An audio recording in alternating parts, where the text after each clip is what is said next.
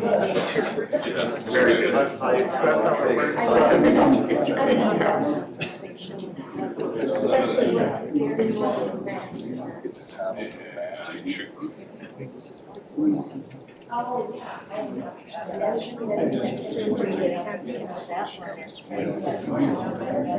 would you like it if I didn't wear a mask before I start? We will call our meeting to order. Welcome to Logan City Council tonight. And I do. We have some very special guests with us tonight to give our opening ceremony. I'm pleased to have them here. They are representing a group called Encircle, and I'm a member of their board of directors. They will soon be building a home here in Logan. And as this is Pride Month, we wanted to recognize them. This facility will support LGBTQ youth and their families. And I just wanted to tell you, I love their motto. Their motto is no sides, only love. And so with that, I will introduce Jacob to come and tell a little bit about their organization. And then at the end of his presentation, they do have another event, so we will excuse all of them to slip out. But thank you for coming and being here with us. Thank you, Mayor Daines. It's so wonderful to be here with you and City Council. Thanks for welcoming Encircle. I'm joined here by some of my colleagues here in this fabulous row. Patty, who everyone knows in all of town, Marilyn, Amber, Sean, and I feel like an army of people here in Logan who have decided to support what Encircle has decided to do. As you know, we've recently announced with Utah State University that we're building a location in partnership with them on campus. I'm so excited about it. It's the first time we've ever done anything like that, and it's really been this beautiful partnership. I also want to recognize Mike and Shelley Funk right here, who are the amazing couple who have volunteered to bring their services as the contractors and actually build the physical home on campus. So thank you for being here. All right, this month we celebrate Pride Month, and I'm sure Pride means different things to everybody here. They go, oh, Pride Month, and everyone thinks something. I want to tell you what it means to me. When I came out to my parents as a gay man about 7 years ago, well, actually, I didn't come out to them. That's not true. My mom she decides to have all of our serious conversations in her bathroom with the blow dryer at full blast. So she's blow drying her hair, can anyone relate? And we're sitting there and it's at full blast, and she turns around with tears in her eyes and she looks at me and she says, I need to know if you're gay, because I've been reading on the internet about the suicidality, the depression, the isolation, and the loneliness, and I don't want to lose my son over a missed conversation. And what she didn't know was that was a very real thing that I was going through at that time. And that conversation we had in that moment changed everything. Fast forward a few years, I went on an LDS mission, went to BYU, came back, and my parents said, okay, well, it's time, go be gay. Go do what gay people do. And I said, what do gay people do? You know, I felt like I was at the beginning of a journey, and I was kind of meant to forge this new path. I had a lot of sadness that I carried with me all the time. The sadness that can't be described. A happy and sad feeling all at the same time. And my dad said, you know what will heal you is if we take you to your favorite barbecue restaurant in San Diego. It's called Lucille's Barbecue. And we're there at Lucille's. Yeah, you recognize it, yeah? And surely that will cure my depression. So we're sitting there and we're enjoying the sandwich in the booth, and I share this story with you because what happened next changed my life forever. And it speaks to what Mayor Daines talked about. No sides, only love. We're sitting there in that booth, parents, me. And my dad says, son, what is it? What is this sadness? We want to get to the bottom of this. And keep in mind, my dad, he's a police officer, 20 years, San Diego Police Department. Opposite of me, ripped, big, and doesn't say a lot. And we're sitting there, and he kind of looks at me with tears in his eyes, and he goes, I need to know what's going on, how we can support you. I said, Dad, this is what it is. It feels like my entire community and my family are over here, and I'm right here. And everyone says, I love you, and I love you unconditionally, but good luck. And I'm meant to forge this path alone. I have to decide what values I'm going to live my life by and different things. And there's a type of loneliness in that a lot of these people in this room are familiar with. And I'm sitting there with them, and what my dad said next changed my life forever. He said, son, if LGBTQ people aren't in heaven, it's not heaven to me. And if you're not there, I'm not going. That changed my life.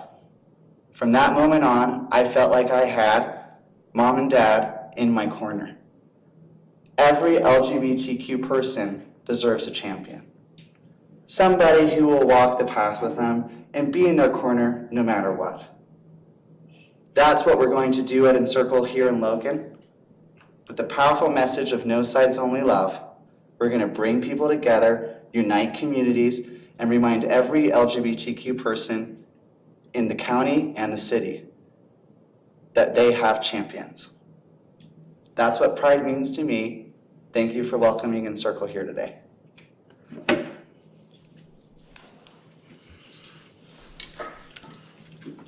Mayor, would you lead us in the Pledge of Allegiance? I know.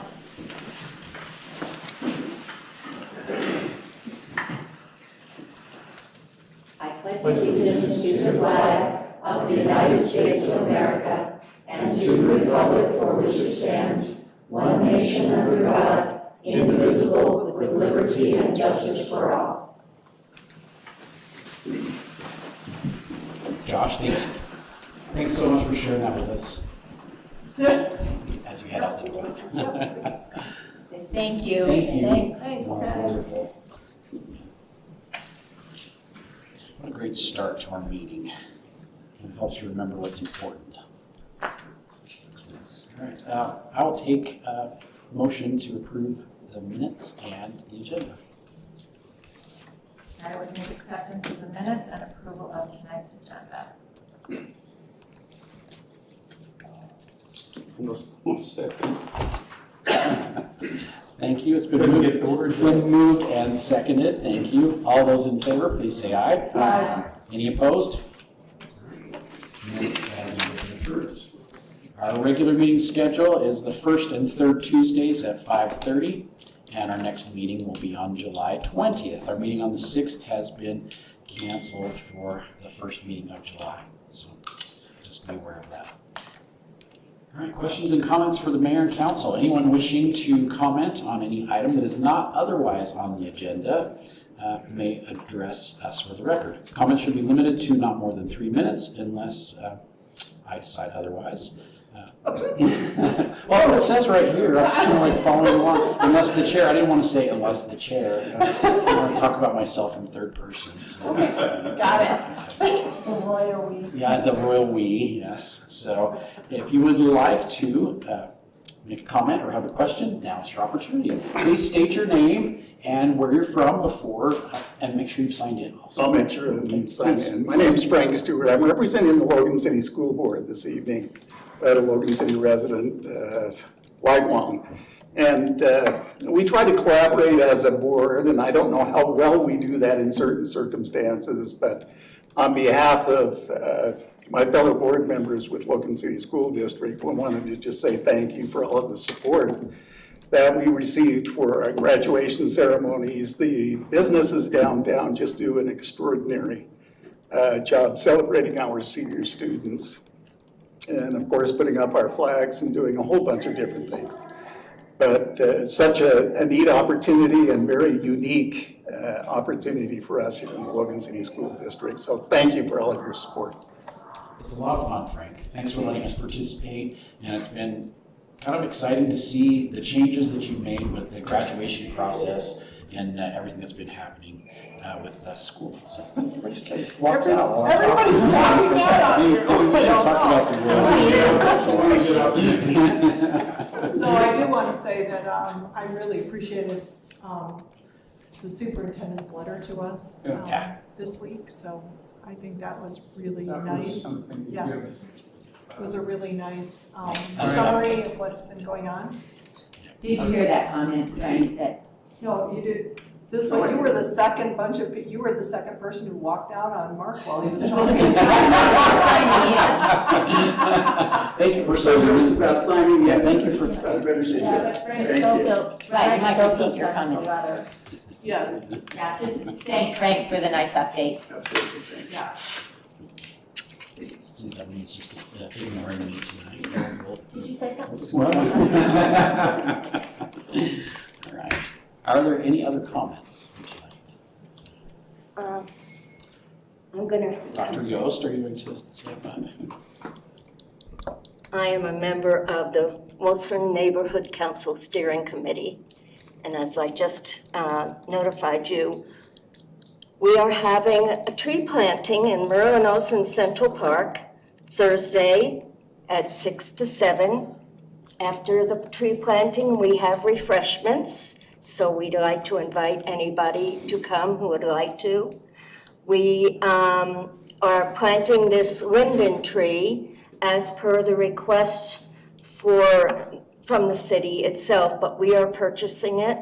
We are purchasing the refreshments from our annual allotment of stipend. We are very pleased to be doing this. We're trying to make sure that our goals are all about beautifying our neighborhood and getting more people involved. And so it will be just right next to, on the west side, the tennis courts. So it will be easy to find us. It's on the east side.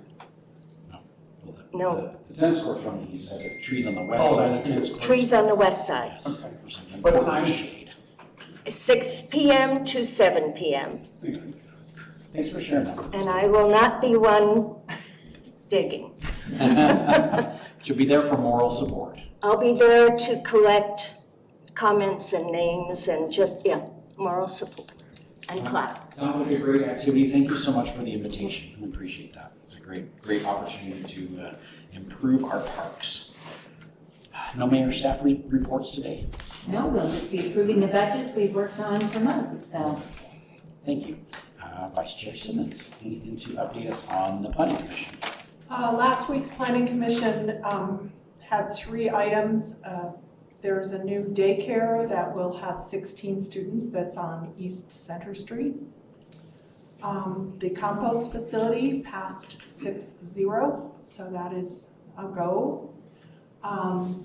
I understand I had to leave a little bit early, but I understand that there were people in the audience that wanted to see the full presentation. So Isa did the full presentation and they were very, very pleased. 15th time. Yeah, just about. And last but not least, Mountainside subdivision was continued for 2 weeks. That subdivision is known as the other gravel pit across from the townhomes on both sides up near campus. That's So for single family. it will be single family residences. There was a need to have a road changed. Their design had the road too close to another road. And so there were a few other odds and ends that needed to be taken care of, and they will bring that back in at the next meeting. What is the location again? It is Next to the gas station. 15th east, 14th 1200 north, east. 1200 east and 1400 north. So this is NR4, so all the lots are, what, 10,000? 10,000 or larger. And larger, so this is what the neighborhood had wanted. Some of them are 10,000 and steep. 10,000 and steep. Yeah. So And there's there some challenge. are conditions in the code determining how they have to deal with that slope, Yeah, correct? there are some concerns that were expressed by the neighborhood about the stability of that slope and to make sure that precautions and other things were taken so that their houses didn't slide down the hill. And so all of those conditions, Bill spent a lot of time explaining the engineering conditions, so that was nice. Anyway, that was it. Thanks for sharing. Oh, happy to share. All right, let's move on to our action items. Ordinance 21-12, consideration of proposed amendments to the Land Development Code. Russ Hawley, you're here to share that with us, Russ. I hadn't planned to show the graphics again. I can if you'd like, but Does anyone need the graphics? If you have any extra questions or comments. We have them in our packets also, so. I don't need it. Any comments, questions? Russ, you sat down for nothing, but that's No, okay. it's good. We're It's nice happy to that have you you. came and joined us. Yes. Thank you for joining us, so I appreciate that. But someone may have a question, so that's great that you're up here. All right, we will open this up for public comment. If anyone would like to comment on ordinance 21-12, now is your opportunity.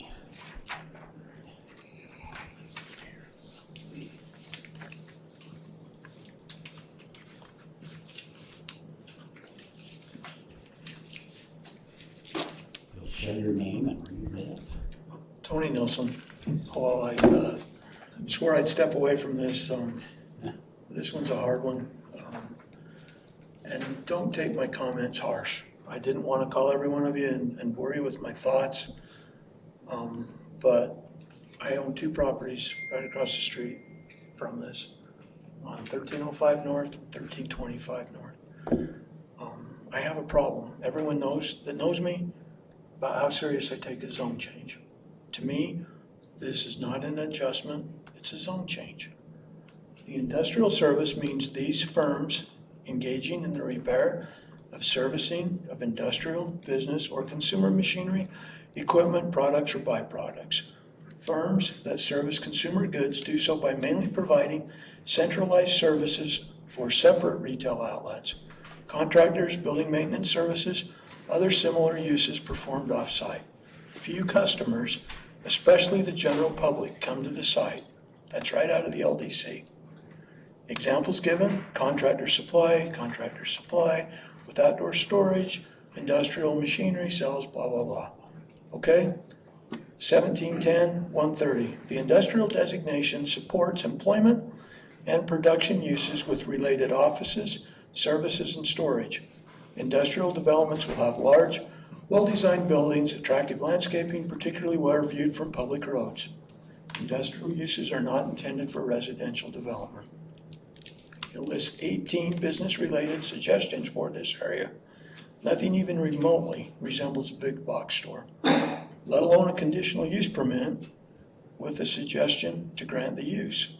The closest category is warehouse with a notation for freight movement.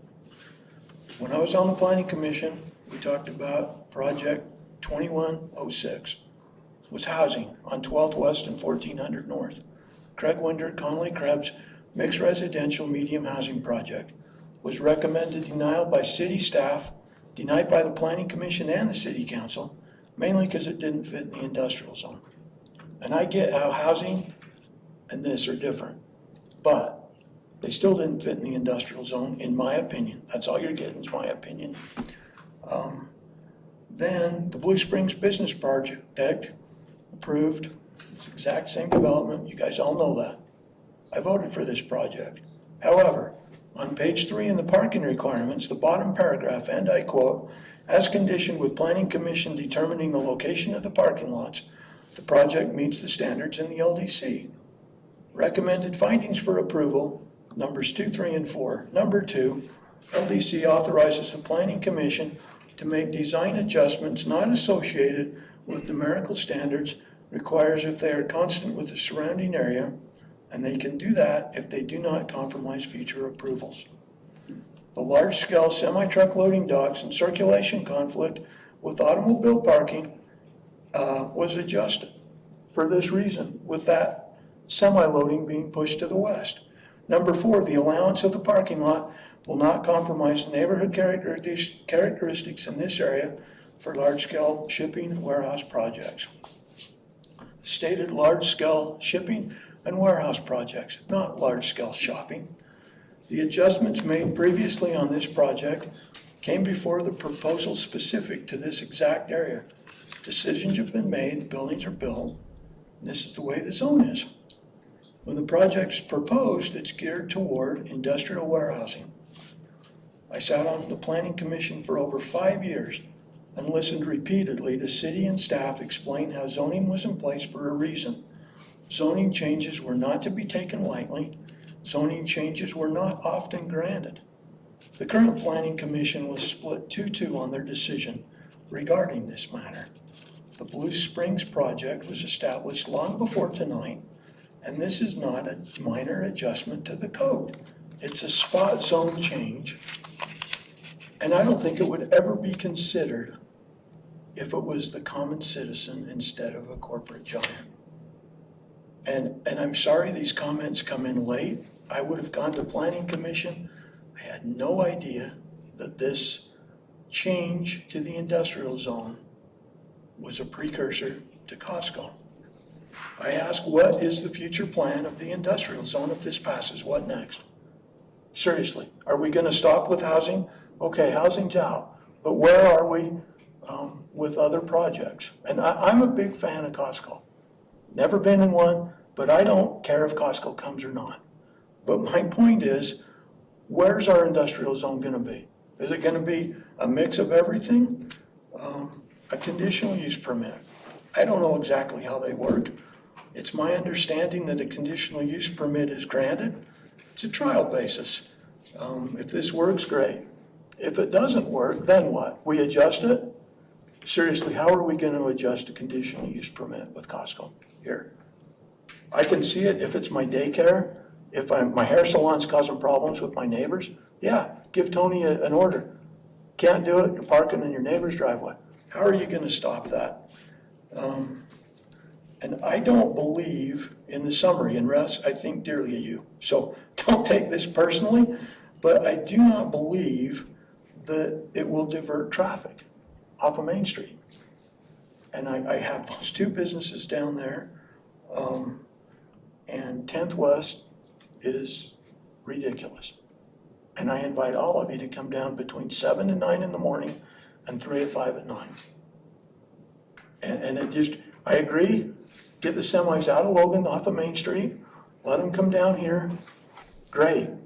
However, you're gonna add a bazillion cars to that same area, and really, you know, table this for a minute or come down there and look.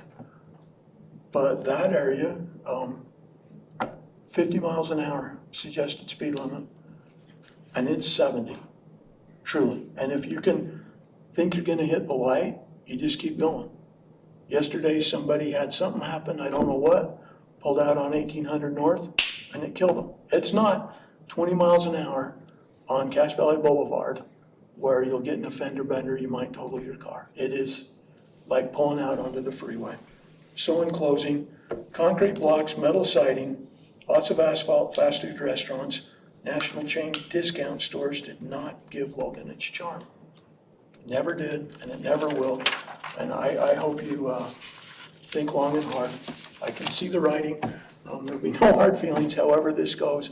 But I can't physically sit on 1300 North and watch this and not say anything. Thanks for your time.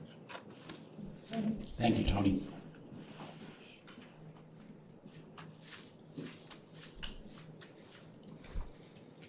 Anyone else? Thanks for your comments, Tony. All right, let's bring it back to the council for discussion. Hold on. I'm sorry. Another comment. So I'm Dee Jones, and I was just here to observe until Mr. Nielsen stood up, and you know, some points he said really hit home. That is a fast road. I've been on it every day. I'm on it every day, and people are passing me, and I'm going over the speed limit. Sorry, Gary, but I don't think it's a good location. I don't see it as a thriving place. I think Costco would be good. I don't know what local businesses will go under because of it, and we don't know if they will. But that's been the history of Costco, where they build, businesses go down. But I did see the numbers in the newspaper, and it didn't add up very well for me. I've been in this business for 40 years, and I don't see the return on investment as was stated in the paper, because I know what margins are in food and products and food-related items.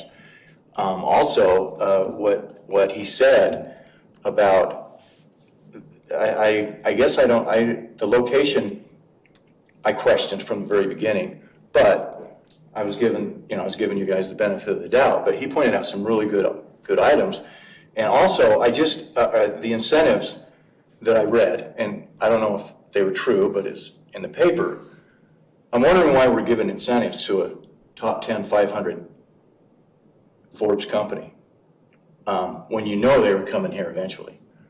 The rumor's been going for years. And so I question that. I want to know why we would give incentives. I want to know, as a citizen, why we would do something like that. I want to know why we would try to change zoning to make life easy for them, when it's obviously going to make life easier or harder for the people that are around there. And Mark, I'm sorry if I'm boring you. But what he said really hit home on a few things. And like I said, I was just here to observe and listen, but I don't think it's a good idea. I don't think it's a good idea at all. You're not going to get the return on investment that you think you're going to get. And to incentivize a company as big as Costco just to come here doesn't make sense to me. There are other incentives I think we could throw at them if that's what you need. I don't know. I don't know how long this has been going on. I don't know how long we've been doing these studies. I think a lot more needs to be done. I think other locations should be looked at, only because, I mean, really, if you have to change a zoning code to bring a business, is it really worth bringing them? Is there other locations that they could go that are already zoned for that, for retail? I don't know. That's all I had to say. Thank you so much, and enjoy the rest of the evening. Thank you, Dean. Any other comments? All right. Now let's bring it back to the council. Would you like Rich to address that? Yeah, please. I was going to say, Rich, if you want to talk, I was going to say Mayor. The incentives will be discussed later as part of the RDA budget, but let me just say, as the finance director for the city of Logan, and I know almost no one who is more conservative than I am, I'm very comfortable with the return on investment. There's no question. So that part of the equation should be maybe removed. And this is really a zoning issue, so it's not really related to it. Address that later under the RDA. Absolutely. But I'm very comfortable with the return on investment that the citizens of Logan are getting. Okay, Russ, I'm gonna ask this question. Tony talked about it as a zone change. Is it indeed a zone change, or it is a use table change?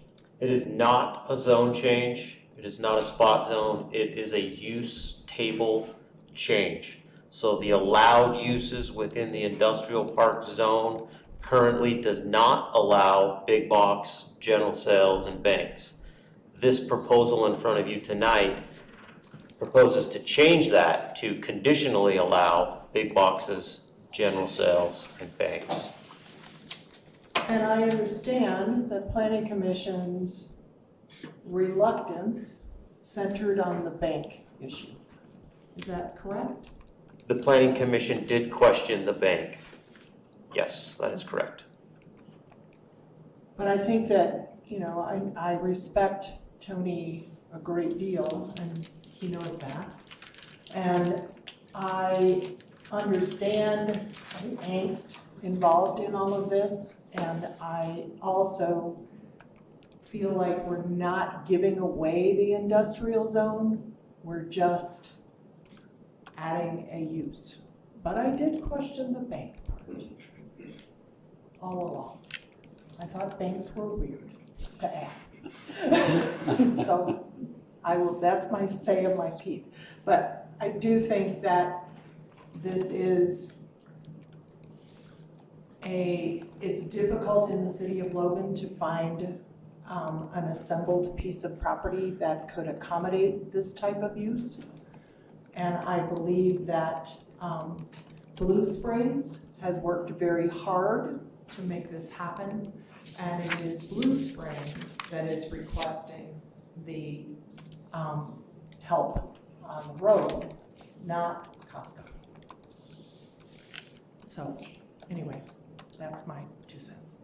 So I had some of the same thoughts as Tony, and so I was kind of looking through the table to see, should it just be a zone change to commercial? But then some of the concerns you raised about speed, et cetera, look at all commercial uses that are allowed, those make me a lot more anxious about putting those on 10th West, like daycare centers, assisted livings, et cetera.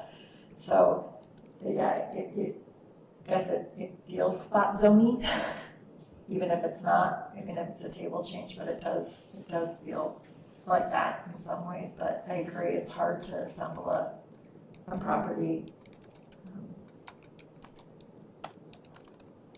So, A property that is in Logan that is in Logan instead of somewhere else.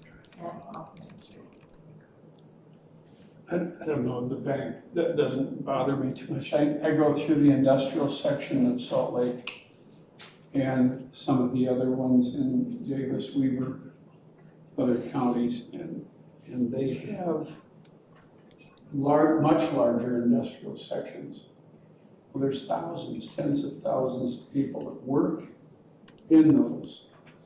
So you have to have services such as a bank, restaurants, to help take care of the people that work there, and otherwise they have to drive to Main Street and back. And banks, literally, they're about 2,500 square feet. It's a small facility, so I'm not troubled by that. One of the thoughts, and I respect Tony, and I appreciate what you've said. I appreciate the fact that there's a counterpoint, a different decision. One of the things I've been concerned with, and I've spoken on it before, is that we have, in a sense, developed this city that's 20 miles long and 1 block wide. And I believe that this is something that can help widen. Otherwise, it will go out on one of the farm fields, north or south, some other place, because it won't go So within. then this corridor will be 40 miles long at 1 block. Yeah, it will just, yeah, you're right, Jeannie. It will lengthen the city, but won't widen it. And I would like to get information on the traffic. I go out there quite a bit, and I suppose I don't hit the rush hours on there. I mean, the highway had, it was visionary to get that in there, and I think it's served very well. But I think we do need to deepen our city, and so that's my point.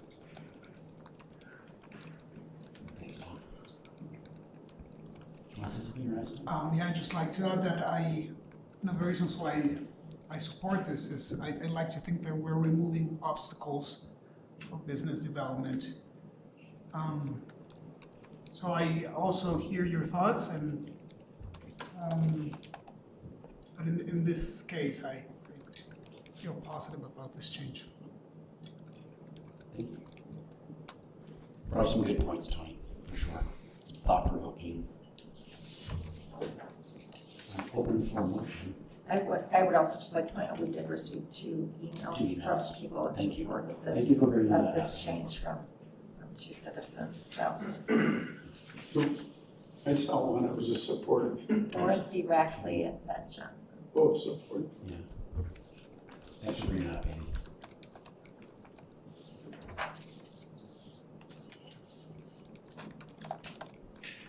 I would move for acceptance of ordinance 21-12.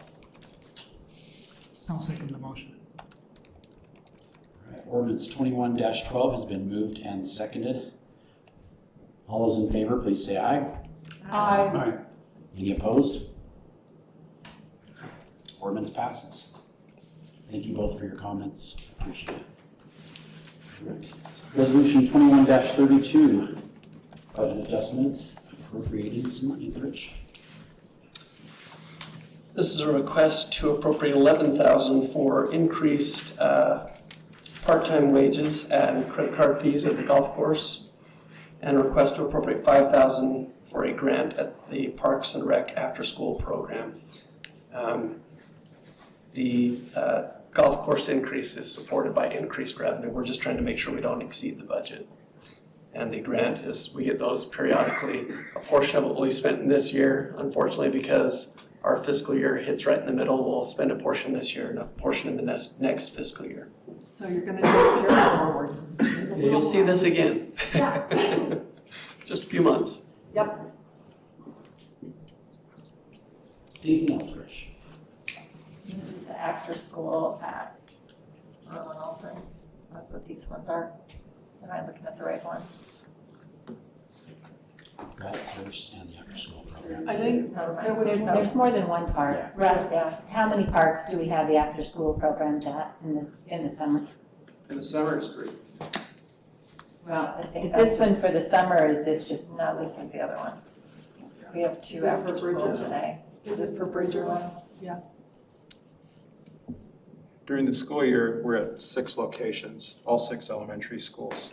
In the summer, we're in 3 parks. So which one is this for? I'm rewinding because Okay. we Look it had, up. we had 2 different items Yeah, last time. I'm trying to remember which one this is. This is the Bridger one. Yeah, that's Bridger? what I That's want. the Bridger one. Yeah, this sorry, is I the, went this is back. the school year grant that's provided, and this amount is for Bridger Elementary School. That's the after-school program. Okay. Thank you, Russ. All right, this is a public hearing, so for Resolution 21-32, if you'd like to make a comment or have questions, now's your opportunity.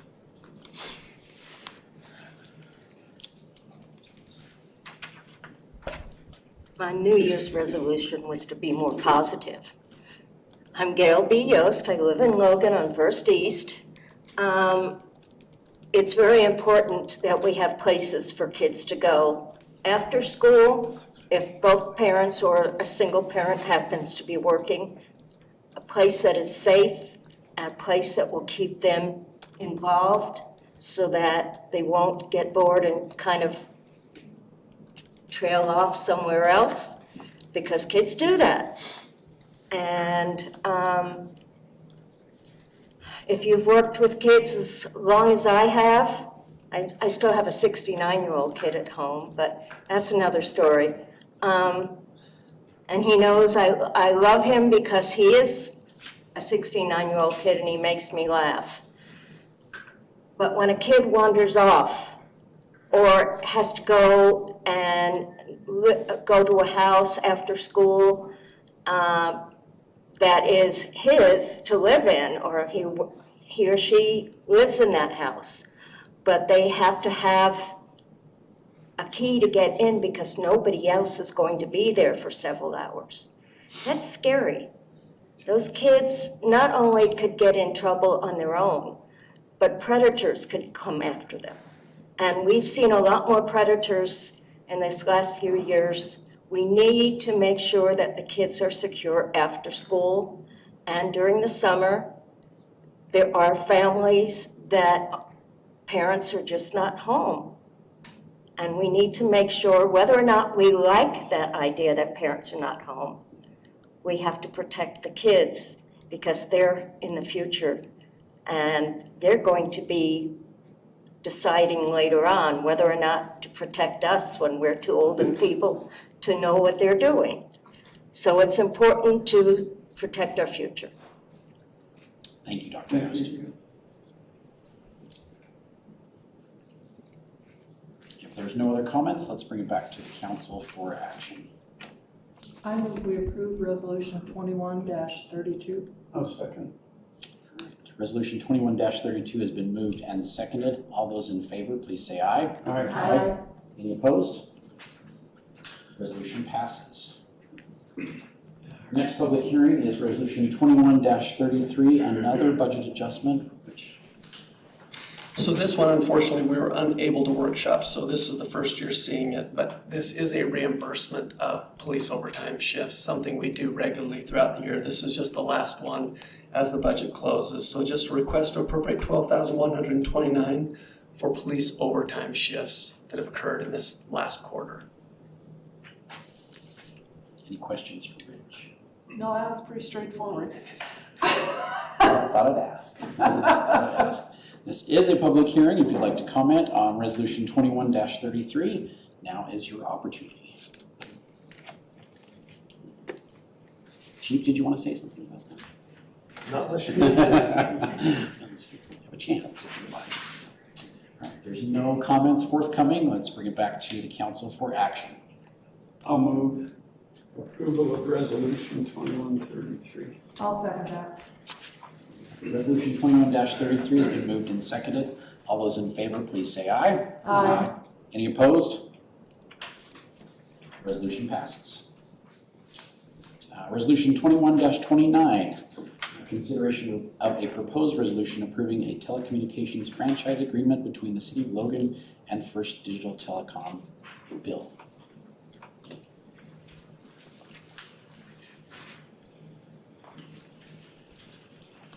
Any changes since our last workshop? As we mentioned last time, we had one editorial change to section 9.2. Craig Carlston, the assistant city attorney, made that change, and that's in the document. So unless you have some other questions of me, I don't have anything else to share with you. So Bill, could you just give us some sort of an idea how extensive their drilling operation is going to be? Because they made great big holes in lots of park strips. So I don't know that their drilling operation is any bigger than the Comcast or the Dominion Energies with the gas. There is a lot of, or Syringa, there's a lot of drilling by a lot of companies out there going on right now. well, the interesting thing to me is these guys are putting in great big huge, like, They call them handholds, but they're basically vaults where they put slack in their cables so they can pull in or make other splices, or where they change directions, or where they go from aerial but they to. stay forever, right? What's that? Those handholds are there forever, those little vaults that you see. Handholds? That's what they call them. They're all HH on the drawings. They refer to them as handholds. That's their industry standard for what we would call a vault. Because people get in them. I mean, the guy could get in the one the one that I'm thinking of. Yeah. Okay. But they're there, and they're not child-proof or people-proof any more than a manhole lid is No, either. because it has a handle on it, and you can pull it up. Yep.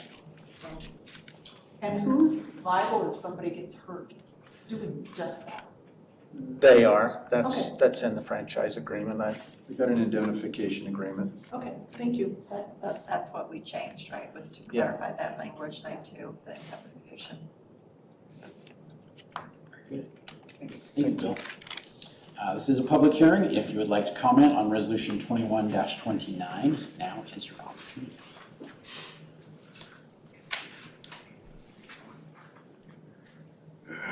Seeing no comments, let's bring it back for action to the council. I move we approve resolution 21-29. I'll second. Resolution 21-29 has been moved and seconded. Oh, yes. Question. Yeah. So I know when we talked about this 2 weeks ago, we talked about citizen complaint and the penalty clause. Is that part of the agreement, or is that just something, Enforcement is that for the enforcement, that if there's a citizen provisions complaint? are in Title 12, Chapter 36, so we got a whole regulatory process that deals with all telecommunications and providers. Okay. Thanks. Does that work for you? That works for me. All right, excellent. It's been moved and seconded. All those in favor of Resolution 21-29, please say aye. Aye. Any opposed? Resolution passes. Public hearing for Resolution 21-30, Cambry.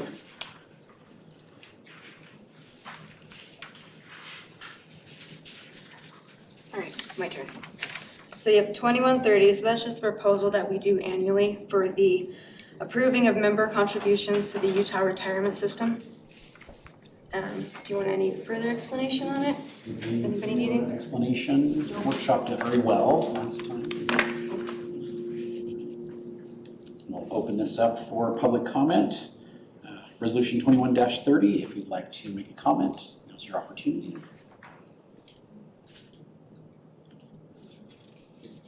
Oh, thank you. I just turned this off for a reason. Thank you, Judy. Now's your opportunity to comment if you did not hear me previously. Seeing no one come up, let's bring it back to the council for action. Approval of Resolution 21-30. I'll second that motion. Resolution 21-30 has been moved and seconded. Any other comments, questions? All those in favor, please say aye. Aye. Any opposed? Resolution 21-30 passes. 21-31. Back up to bat. Yeah. All right, the next one is the resolution for elected official wages for the upcoming fiscal year.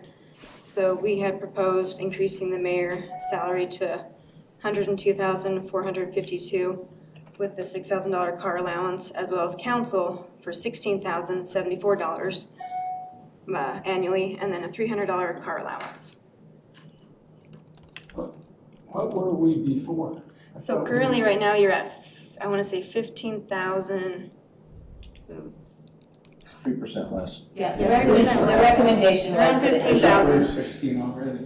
be a 3% increase, which is the same as all the employees are getting. So that was the recommendation in the budget, that elected officials get the same raise as employees. We've tried to do Get that as ready a for policy. 6%, because that's our inflation. And as I recall, Rich had a really good comment last time about this. Would you like to share that comment again, Rich? I will share those again. A few years ago, well, after many years of not increasing mayor and council salaries, because it is a somewhat distasteful thing to have to raise your own salary, after several years in a row of not doing that, in discussion with council and with staff, we decided that we would propose, regardless of what council wanted, we'd propose they receive the same raise that the employees receive. From a budgetary standpoint, it's important to me that we increase those incrementally, just a little bit each year, consistent with the increases in the economy. Otherwise, we'll fall behind by a great big amount. And then coming up with a big amount is very, very difficult. Likewise, we want to incentivize, or we want to make sure that we have good people running for council and mayor. And some of those people rely upon the salary. I know that many don't and would do it for free, although I can't imagine why you'd ever do that. But it's wonderful that we have those people. But we also need those people that need it as a salary or as a justification for taking that time away from their family. So I would encourage council to continue with that process of increasing it incrementally. And if you disagree personally with that, take that increase and donate it to your favorite charity. And that helps us out as a city, keeps those salaries in a position where we're attracting people and allows us to move forward.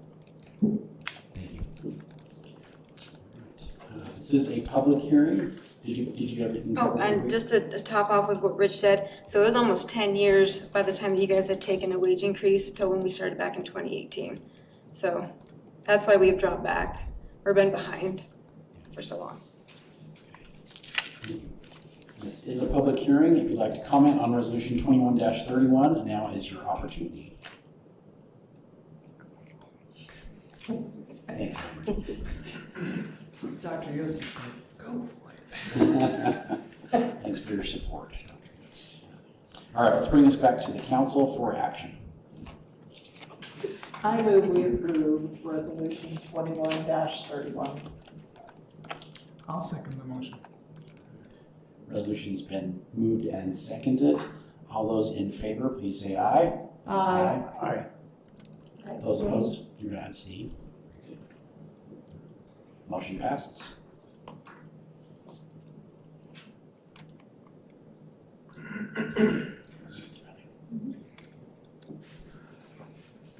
Do you want the screen on? All right. Logan City budget transfers. Our next action item. Rich. Let me go back to my chair, if that's okay. I'm so excited to read this in my utility bill. So budget transfers or transfers from enterprise funds is a required public hearing that we hold every single year. We do notice through utility bills every customer of the utility. We are required to put this disclosure in our budget, and we are required to discuss it each year. So it is something that's allowed by state law, but it's also something that's carefully regulated. I'm going to go ahead and read partially. This is an expanded description of what transfers are in these transfer hearings.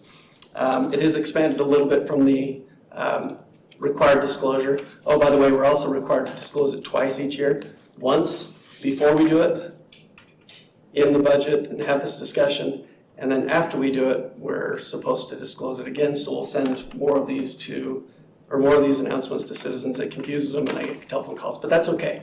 We're trying to comply with the law. We're trying to make sure that we do it in a transparent environment. But a transfer is the movement of cash or other resources from one fund to another. Logan City has utilized transfers from enterprise funds as a general fund financing mechanism for many years. And as far as I can tell, it's 30+ years. If budgeted for and planned for correctly, transfers from enterprise funds can help defray the cost of services such as public safety, public works, parks and recreation, and other general government services, and consequently, keep property taxes low. The Logan City Council closely regulates transfers from enterprise funds as a percentage of budget. Council Resolution 15-40 established transfers from enterprise funds as follows: 7% from the water fund, 5.5% from the sewer treatment fund, 8% from the electric and environmental health funds. Transfers from enterprise funds require special noticing and are contemplated and incorporated into each utility rate study and master plan. In other words, transfers do not just happen, but they're carefully regulated and planned. But for transfers, to maintain the same level of service in the general fund, Logan City's only viable alternative would be a property tax increase. Because of number one, the high concentration of state, federal, religious, and other non-taxable entities within Logan City's boundaries, and two, the fact that Logan City also provides services on a contract basis outside its boundaries for which it receives a transfer. For every dollar that transfers are reduced, Logan City Finance Department estimates that the average residential home would pay an additional $2.40 to compensate. To clarify and reiterate, to reduce transfers by $1 would require a $2.40 increase in utility fees, in property taxes. Per dollar. Shifting the general fund financing burden from non-taxable entities to taxable entities, which, by the way, enjoy the same privileges to Logan City services that taxable entities enjoy, would be unfair. Logan City provides sewer treatment and garbage collection services to jurisdictions outside Logan City's boundaries. These contract cities are generally happy to receive the service, and Logan City is generally happy to provide this service for a small fee, which is the transfer. The transfer serves as a reimbursement to Logan City and its taxpayers for the increased liability and general burden of providing services. Without this compensation, which in turn reduces property taxes, Logan City, as a matter of policy, should not provide any services outside its boundaries. From the perspective of the non-taxable entities within the boundaries of Logan City, and from the perspective of the contract cities to which Logan City provides services, if our rates are reasonable, which is defined by the Finance Department as equal to a competitive price plus the transfer, and these entities are receiving satisfactory service, then it follows that these entities should be reasonably satisfied. In other words, if these entities are receiving good service at a reasonable price, there's no reason to be dissatisfied about the transfer. After all, privately held companies have long been known for privately held utilities have long been known for their consistent dividends paid to their investors. No one would expect an investor to incur risk of loss without compensation. This is also true of Logan City. The citizens of Logan, the owner investors, receive this return on investment in the form of a transfer to the general fund, which subsequently keeps property taxes low. Now, we're also required to discuss admin fees. Admin fees are not transfers. Admin fees are payments to the general fund for services provided, such as centralized shops and garage, centralized utility billing, accounting, and other overhead. These are services that are provided to these enterprise funds, so this is a reimbursement for those charges. However, state law requires us to mix these together. I just want to make sure everybody is very clear. A transfer is a movement of cash without compensation. Admin fees is a reimbursement for costs incurred. So with that. Thank you, I was gonna ask that. Well, I was a little confused, but you know, we have, what, 6 million or so that's transferred. And state law requires that these be disclosed. Now, there's one thing that I don't really discuss up here, and that is there's a transfer from the Environmental Health Fund to the 911 fund. This is simply a administrative process for funding our 911 system. Long before I ever got here, we funded our 911 system with a garbage can fee of $3. Long before I got here, that was started. Well, as Kimber and I discussed it, we wanted to make sure that we're following state law. There is no justification for charging a garbage can 911 fee. That doesn't really exist. But there is justification for charging a transfer. So it's simply the accounting mechanism for putting the dollars and cents in the right places. It doesn't, you know, I wouldn't design it to be this way. However, this is the system that we have, and I think most people are fairly happy with it. This is the process for getting those dollars in the right place. That's not really a transfer. We're not transferring money for 911. It's the garbage can fee, or the 911 garbage can fee. No, it's the 911 fee on your utility bill. Correct. through the garbage can. I know you had to do that explanation. I think actually everybody, we understand that, but going back 10 years when I first came on council, I remember people coming in and complaining or wondering about it. I even think Utah State came in. That's what I recall. But it's fair, it's a good thing, the citizens all benefit, and it's justified. And I don't think this is a great way to run every city in the state of Utah. However, we estimate that the amount of non-taxable property is somewhere between 40 and 60% in the city of Logan. Not to mention, it's much of our prime property by county, federal, state, city, and other entities that are not taxable. Church. So if you take a very big base of taxpayers and reduce that by 60%, you can see why we'd have to increase property taxes by $2.40. Now, the important thing for making this work, for every dollar, we'd have to increase it quite a bit.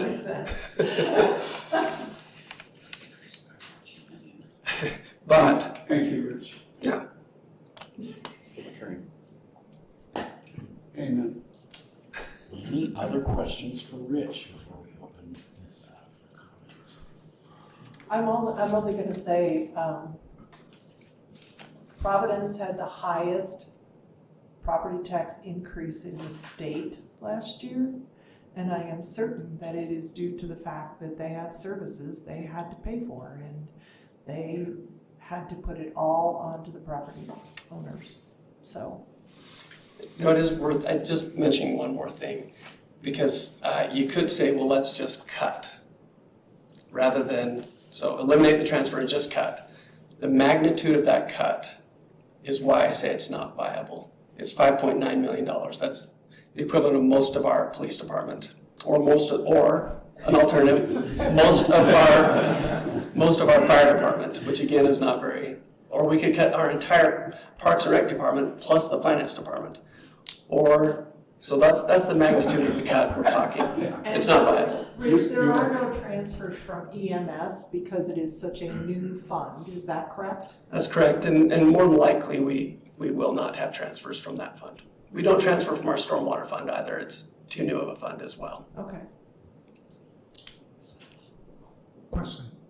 If we're not a fan of the process as you described it, what keeps us from changing it?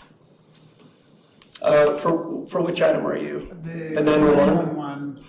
The alternative for that funding source is a property tax rather than this garbage can fee.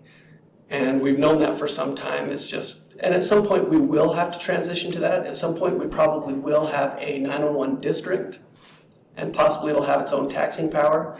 But for the time being, this is an okay way of doing it. That's about as much as I can approve it. It's okay. It's about as equitable as it can get because everybody pays a little bit instead of a few people. You also have to keep in mind, we're limited on how we can tax for our 911 center. We have specific provisions that allow us to do that, and it just isn't enough. And so it's either taking it out of our general fund or doing it the way we're doing it. Thank you. Questions? No? All right. Now's your opportunity to, for questions and comments for this public hearing on the Logan City budget transfers. Now's your chance. And we did receive an email about this as well, too. Yeah, is John Shimmick here? Yeah. This time I'm just Gail Yost. I'm just wanting to know if any of these transfers have anything to do with the transfer that's coming to the library fund. And that's all I needed to ask. Thanks, Dr. Yost.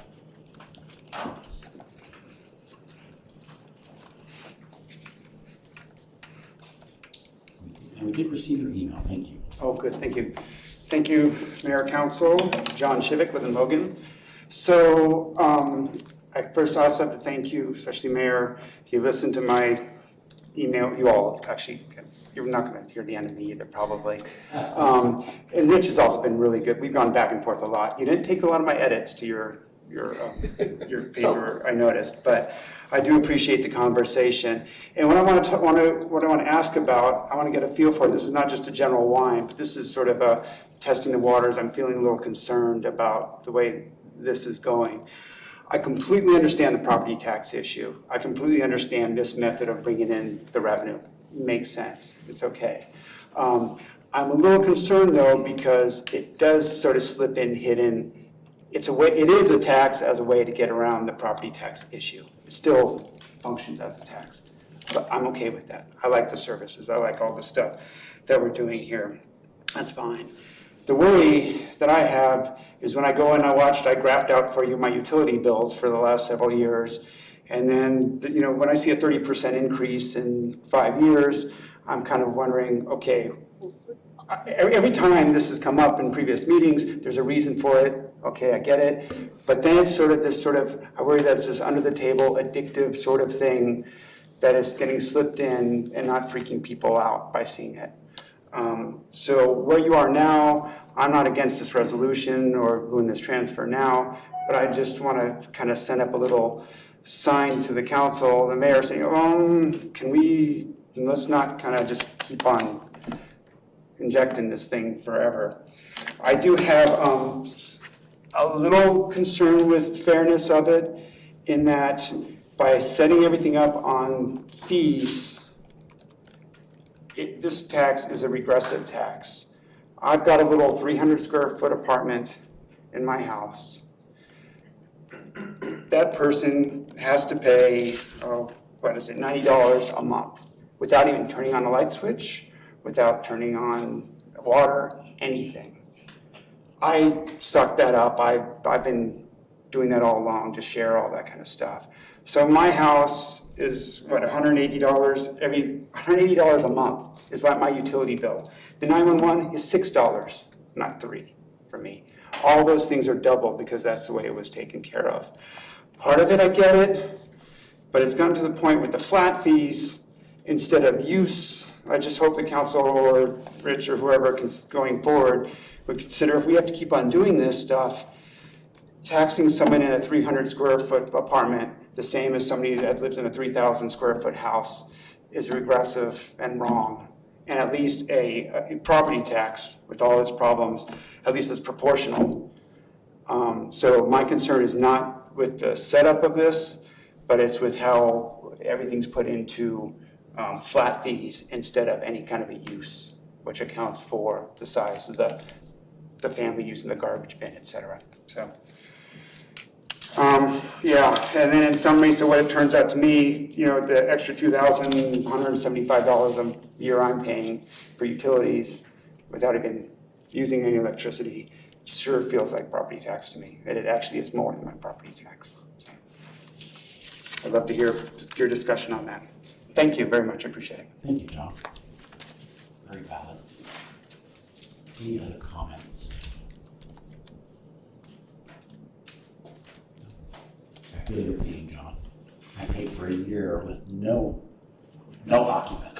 Rich and I had this discussion. Yeah. I have that situation right now, and I asked if they can defer it for a while, and they're like, no, so, yes. I got the same answer. Which is pretty adamant about that, so. Okay, we'll bring it back to council, since I got to say my piece there, so. Well, Oh, yeah.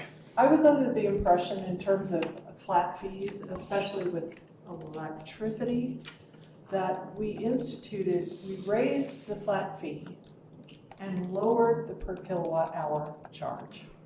And I'm getting a positive shaking of head. So that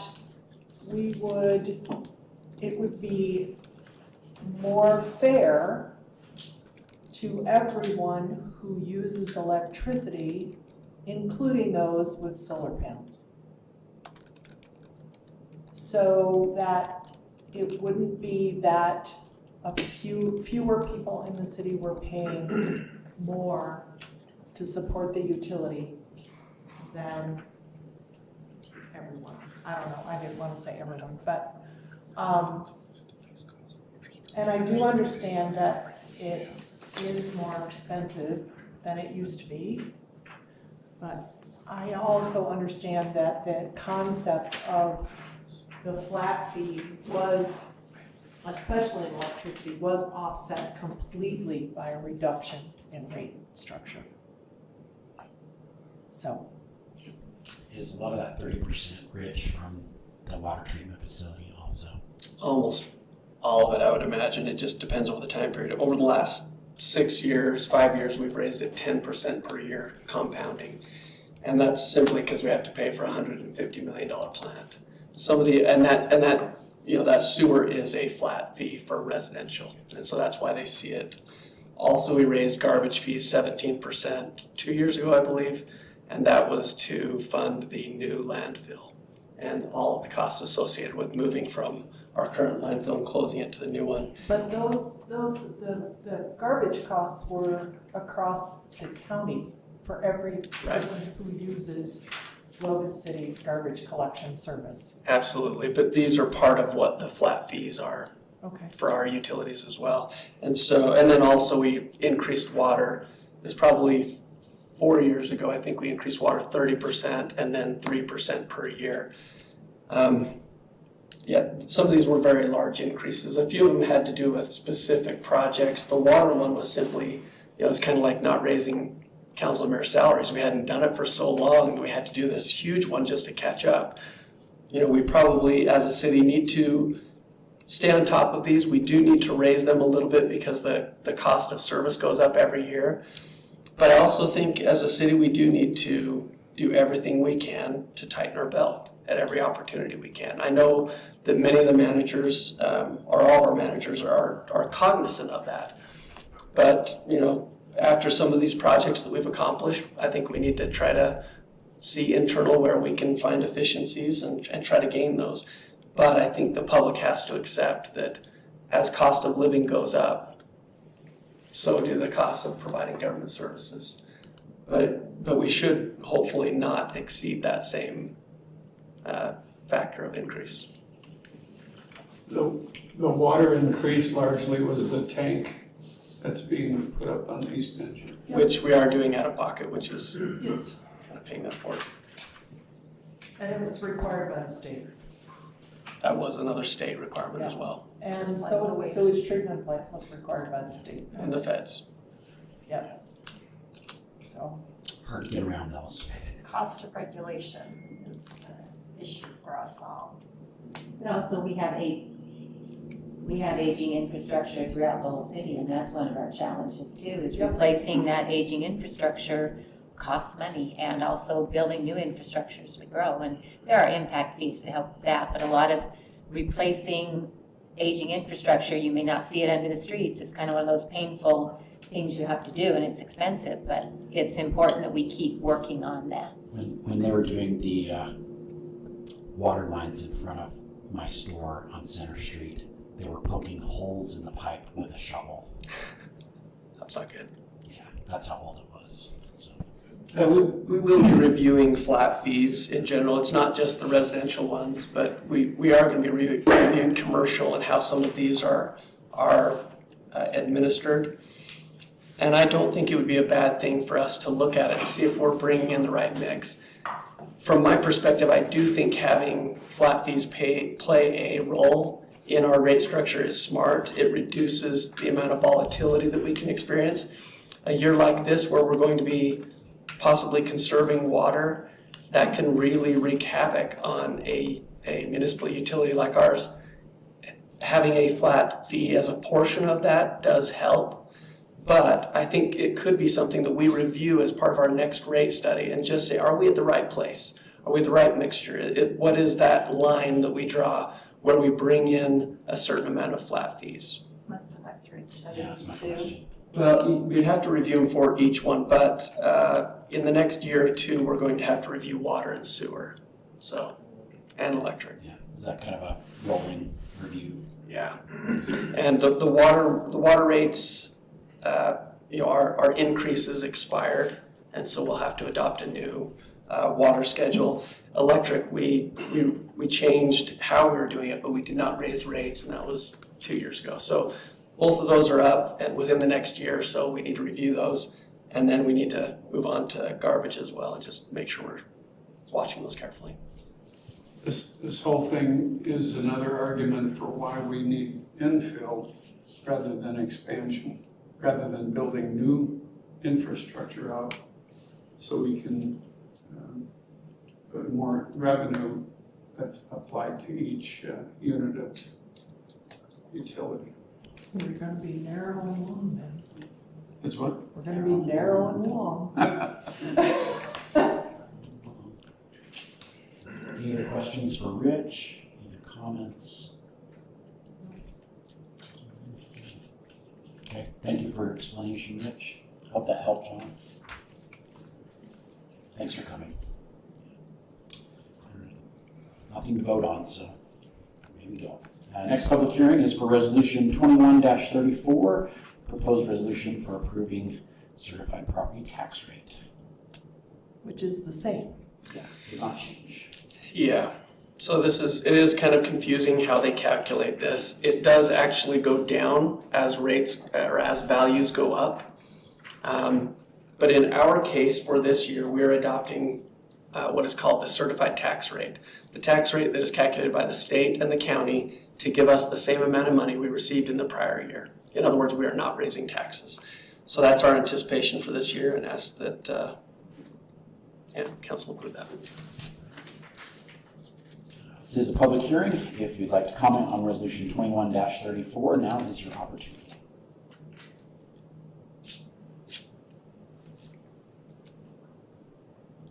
If there's no comments, let's bring it back to the council for action. I'm shocked no one wanted a higher tax rate.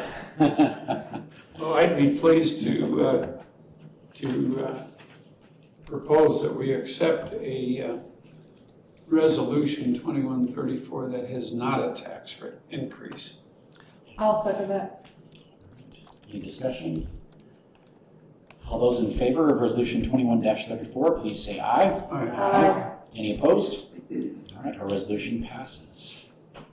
Our next public hearing is Resolution 21-35 for final revenues and expenditures of the budget. Rich? We've workshopped this over the last month and a half. It is, I guess I can say it's 18.2% higher than the prior year, mostly because of one-time items expending reserves, which really you should take out in order to compare. Therefore, if you compare it, removing those one-time items, it's approximately a 9% increase over the prior year, which sounds like a lot, and that is a lot. However, when you take into account that in the prior year, we were proposing a budget to council in the midst of a pandemic, and I had the we cut it as much as we could, and we're very conservative in what we were projecting. Therefore, if you build that in, it's probably, and this is an estimate because how do you know what didn't happen, but probably somewhere around a 4 to 6% increase overall. If last year didn't happen the way it did. Turned out better than we thought. It did. Any questions for Rich? So remind me what percentage in general salaries are of the overall city budget? It's a good question. It's going to be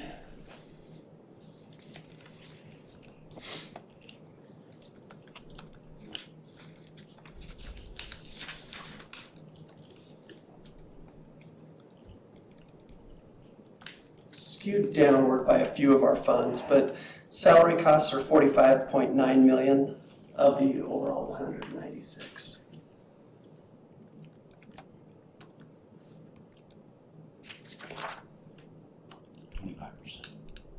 Yeah, but in the general fund, which is mostly typical, it's more like 50%. Some of the funds that skew that, the electric fund, just because the cost to buy the power that we sell to our citizens or to create that power is quite expensive. That tends to skew it. And then we have a few other funds where our personnel cost in relation to the overall budget is quite small. But usually it's around 50%. Any other questions for Rich? All right, this is a public hearing. I'd like to comment on Resolution 21-35. Now's your opportunity.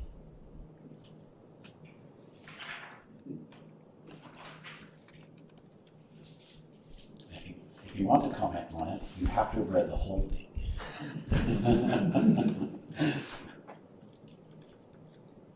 I know Tom did. Yeah, I do it each day, actually. All right, if there are no comments, let's bring it back to council for action. Going back to Herm Olson's comment, here we are spending $196 million, and there's no comments. So I move we approve resolution 21-35. I'll second. Resolution 21-35 has been moved and seconded. Any other comments? Any other questions? No? All right, all those in favor, please say aye. Aye. Any opposed? All right, resolution Sorry, Tom, I didn't mean to passes. steal your thunder. All right, that's all of our action items for tonight. Our first, As a council. As a council, yes.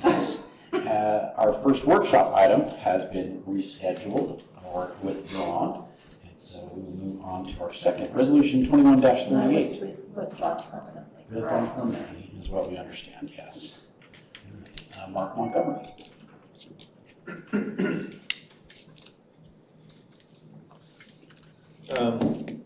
This is for a resolution to approve a lease agreement with USU and Logan City. We want to put a substation up on their property. I think I learned something recently in our executive council that any lease over 5 years has to be approved by this group here. So we want to lease it as long as possible. The longest term USU would give us is 40 years with a 10-year option. So we're going with it. I hope they don't make us move it in 50 years. I could hear the cheer go up from your apartment. But if they do, we'll just relocate it up at the park in Deer Pen. It's not a big deal. I'm just kidding. So, you know what? Well, I'll be dead, so that would be great. Me too. We have substations that are 40 years old. Many. Many. And older. Yeah, and older. Yeah. Heck, their dam's 94 years old or something like that, so. I assume you're excited to get this lease. Yes, I am. We need to get it shaking and baking, so. When do you think, Mark, when do you think you'll begin construction and complete construction? USU won't let us begin until we've signed the lease, and I believe you saw a lease draft in your packet. We're still kind of hammering details out, so that's not the final product. I hope you'll be able to look at that by the time we approve this as an action item in the next council meeting. But the 7,650 is, that's prices set, it's just other issues on the contract that's. up for debate? I think the price won't move much. There was some discussion at our last meeting. We proposed 100 by 100 substation.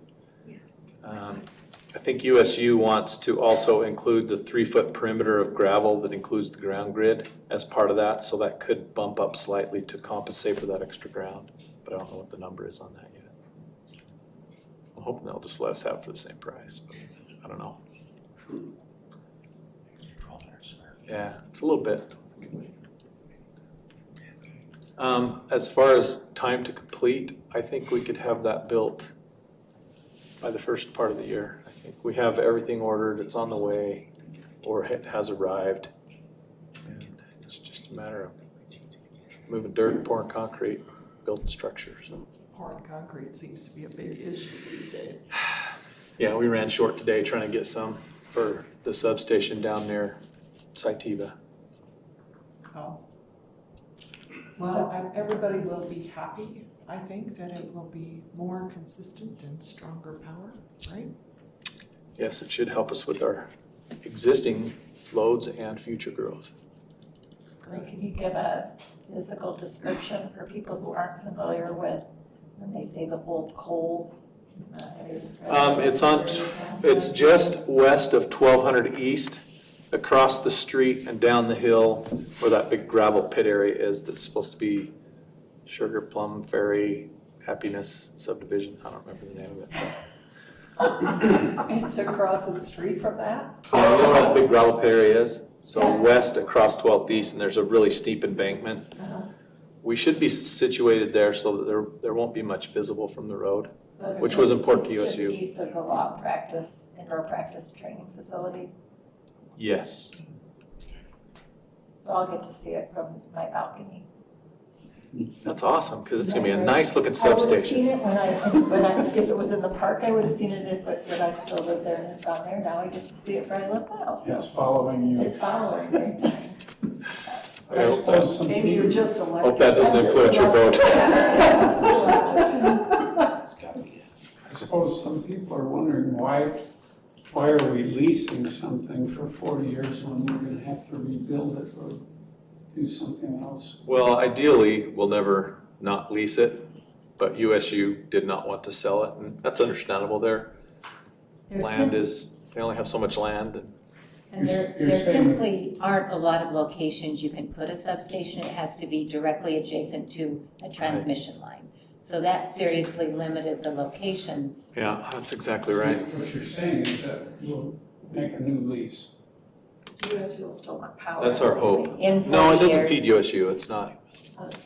This is strictly our residents and commercial businesses. So.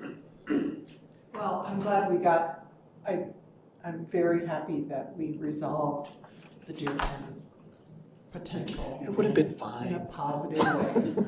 So I'm all good with it. And I look forward to hearing the changes as they come for next week or 4 weeks from now. We proposed a bunch of changes, but realistically, USU could just say no, and we'll say, okay. So I'm glad you said that in a public meeting. Yeah. No, I think they were all really pretty minor changes. I don't think there's anything that we can't work out easily. You almost got it yourself in the water, in the deep mud. That's okay. He's negotiating. Yeah, you're not a good negotiator. All right, budget adjustment for a 40-year lease. Rich, where is this property? Yeah, so we're going to, you're going to see more of these as we go forward. Even leases that are less than 5 years that we don't need to come to council to get approval to do. We will see adjustments to the budget like this. So now that we've adopted the budget just 5 minutes ago, we're now going to ask to amend the 22 budget with this one. Didn't you do it?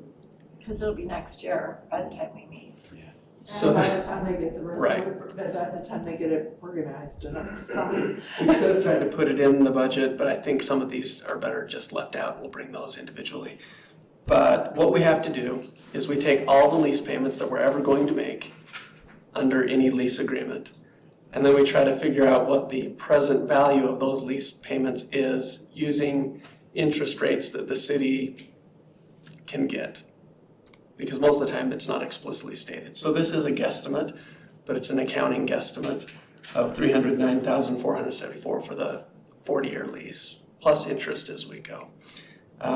What we have to do from an accounting perspective is we have to act like we bought that land, we're leasing it, or we're buying it for the term of the lease, and then it goes away. So again, in the past, council wouldn't see a lot of these because it was a lease for, say, $10,000 a year for 3 years. Well, now, and that was just part of their budget that you adopted, and they had the $10,000 payments that they would put in each year. No big deal.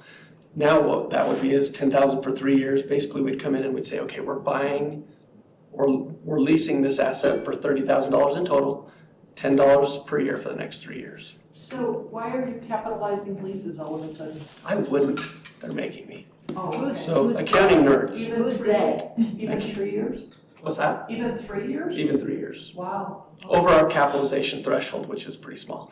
But these are accounting nerds that think this means something, and it does. It can improve life. They just love figuring out the present value of future money. I know. They like impressing people with present value.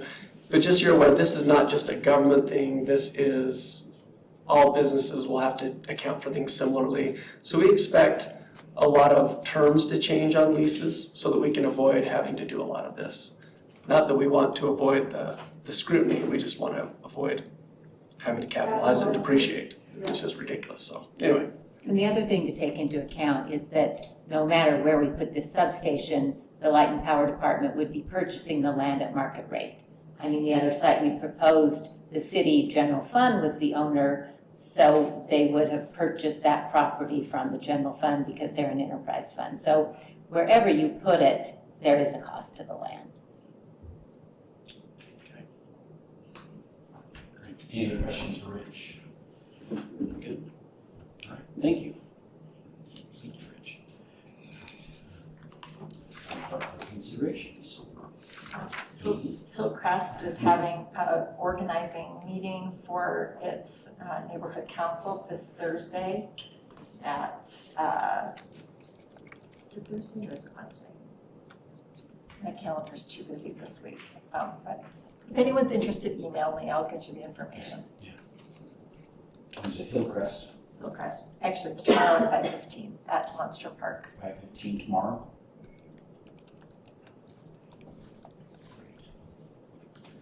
Oh, and I probably ought to say, just in passing, we had an Ellis meeting last week on Wednesday evening. It was very well attended, and they had some very specific questions that they wanted answered, and I believe that we did a fairly good job. A lot of people were a little wound up about the project on 6th West and 2nd North. And Bracken was good about explaining how that works once they're renting and up and running. And I brought the puppy and everybody thought that was great. But it was a good meeting, I think, and Sue had a few follow-up questions. They've established a Facebook page. They are really trying hard to be active and engaged, and we encourage them to continue that, to please be active and engaged.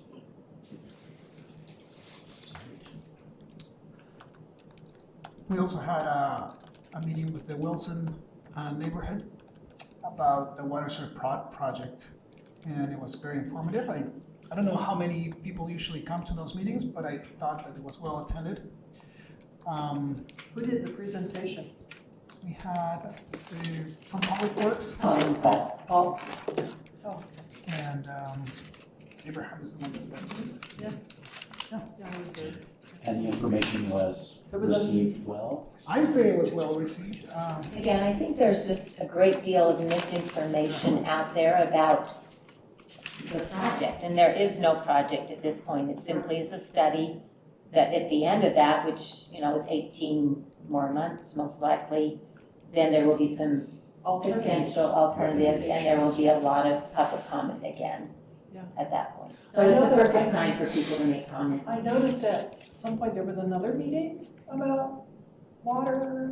I saw Hillary and they were in the conference room. A different one affiliated with USU and I think some water conservation, if I recall. Okay. Oh, I didn't know. I'm sorry. I got mixed up. It was like, I did have a couple of neighbors where I live that approached me and asked me, hey, is the city planning on any water restrictions, given our situation? And right now, we are just watching that. Again, right now, our springs and our wells are in pretty good shape. Now, again, we have had very early hot, dry weather, and that could change. So we're asking people to be cautious right now.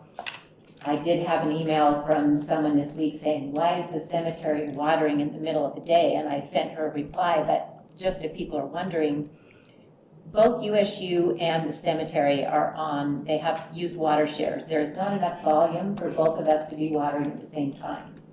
The city has a very old irrigation system in the cemetery. As you know, the money from the deer pen lots will go to replenish that cemetery perpetual care fund and eventually replace that. But right now, they have to manually put heads into the couplers of each area in the cemetery. And to get through the whole cemetery, to get it watered once a week, it takes 4 to 6 man-hours every day, 6 days a week. And so, because you can't see the couplers in the dark, and there's not enough flow to do all nighttime, we are watering during the day. Again, if we get to the point where water shares can't be supplied, then it may have to go brown. But again, it's not culinary water, but right now, that's the only option we have for getting the cemetery watered over the course of a week. So are we watering currently the areas that don't have any graves in them, or are we just watering the areas that are, I guess, occupied? They are watering everything right now. Again, we'll assess that situation as the summer continues. I'll just say that the theater, the Cash Arts, the Ellen Eccles, is up and running and going, and there's some wonderful productions. So look at the calendar and go. We need to support the theater. I thought, well, this is not under the Cash Arts, but Mozart Requiem, oh my gosh. And I'm inviting a neighbor to go, and they're so thrilled. I've had multiple questions about why there's nothing happening with the library. Would you like to comment on that? Well, there is stuff happening on the library. There is a lot happening on the library. I believe that we should be close to being able to do a reveal. It'll be like a reveal. There's not been no work going on. No. It's all been behind the scenes. But I know Holly would say this as well. We had to, because the design was coming along, and then prices went sky high, we felt like it was time for us to make sure that we could afford what we were looking at. And so they went through a process of value engineering, which changed the design. It changed it considerably, but not necessarily negatively. I think that we took out some finishes, we took out some expansive roofline pieces that, while they were cool and they looked great, I think the new design is equally cool and looks really fabulous. So we're hoping that we'll be able to have a reveal party soon. And then we will move forward, and we're hoping to begin demolition in the winter. It was originally December. The value engineering and the redesign process has slowed us down by 2 months. So it'll be January, February, something like that? Probably, and it may be just as good not to start construction in January. Exactly. So, and I know that we're looking for an opportunity to have a temporary library location, so that the services will be available in a limited form. And they will also do much the same as they did during the coronavirus with being able to deliver books, sort of be a mini interlibrary loan of our own collection. They're excited about that, Karen. I can hardly wait. So, and I encourage, I know we're online and all that, but I sent my grandchildren to the library this past week, and I heard back how excited they were and how much fun they had. So I encourage everyone to participate and have a good time at the library this summer. Mark, just real quickly, Yes, I had Nina. the opportunity to attend Bragg's Housing Affordability yes, Mid-Year we Summit talked about today. that, So I will write something up and get some information to the other council members who are not able to attend that. But it did provide some very interesting information on affordability. It was a great opportunity for the private sector and the public sector to get together and try to problem solve. It's not, as everybody knows, it is not a simple solution. But just, one tidbit of information to share is just for folks at 50% of our average median income, we're short right now in our county 573 units. For people at 80% of the AMI, 4,483 units of housing. And for those at 100%, 1,385 units short. So kind of in that's a big bulk of our population where we're short with housing. I'll type up some of my thoughts and some of the presenters on that. But, we have a long way to go, and hopefully as a county we can address it so that because it is everybody's issue. It's not just Logan City's issue to make sure that we have housing affordability. The impact on economic development, I think we're all starting to see as employers are starting to look at, do I relocate my business here? We've always been able to pride ourselves on the quality of our employees and the price of our housing. And as housing prices go up and employment is at, I think it was 2.1% right now in cash, we're going to start to see an impact on our economic development. So it's something we should all be aware of and be concerned about and start to think, how can we help? Thanks for sharing that, and thanks for going. You're welcome. Yeah, appreciate that. Any other considerations? Otherwise, we will adjourn our city council meeting, and we will adjourn, or I guess reconvene or convene our Logan Redevelopment Agency. You love hitting. I know. You love hitting. I only get to do it like twice, maybe 4 times in the session, so you have to take advantage of that. All right. We have a couple action items on our agenda for tonight. A public hearing for Resolution 21-36 RDA.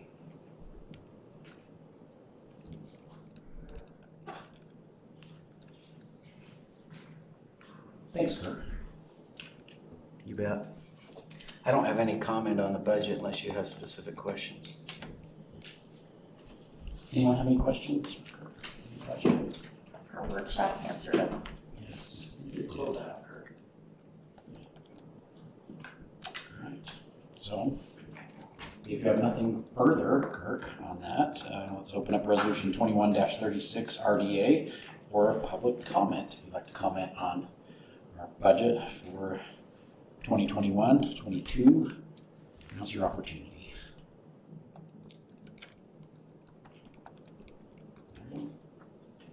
If there's no public comment, let's bring that back to the agency for action. I move we approve resolution 21-36 RDA. I'll second that. Any discussion? All right. All those in favor of resolution 21-36 RDA, please say aye. Aye. Aye. Any opposed? Resolution 21-36 RDA has been approved. All right.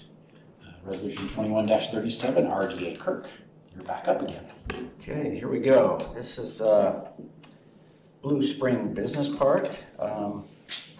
Mark, or Chairman Anderson, as you stated, we're going to talk about, well, before I dive into the specifics of the request, let me provide a little context. And before I even do that, let me just acknowledge we've got Chris Larson and Jason Larson here, both of whom are principals of Blue Spring Business Park. So should there be a question that I can't answer, if you want them to address something, they're here.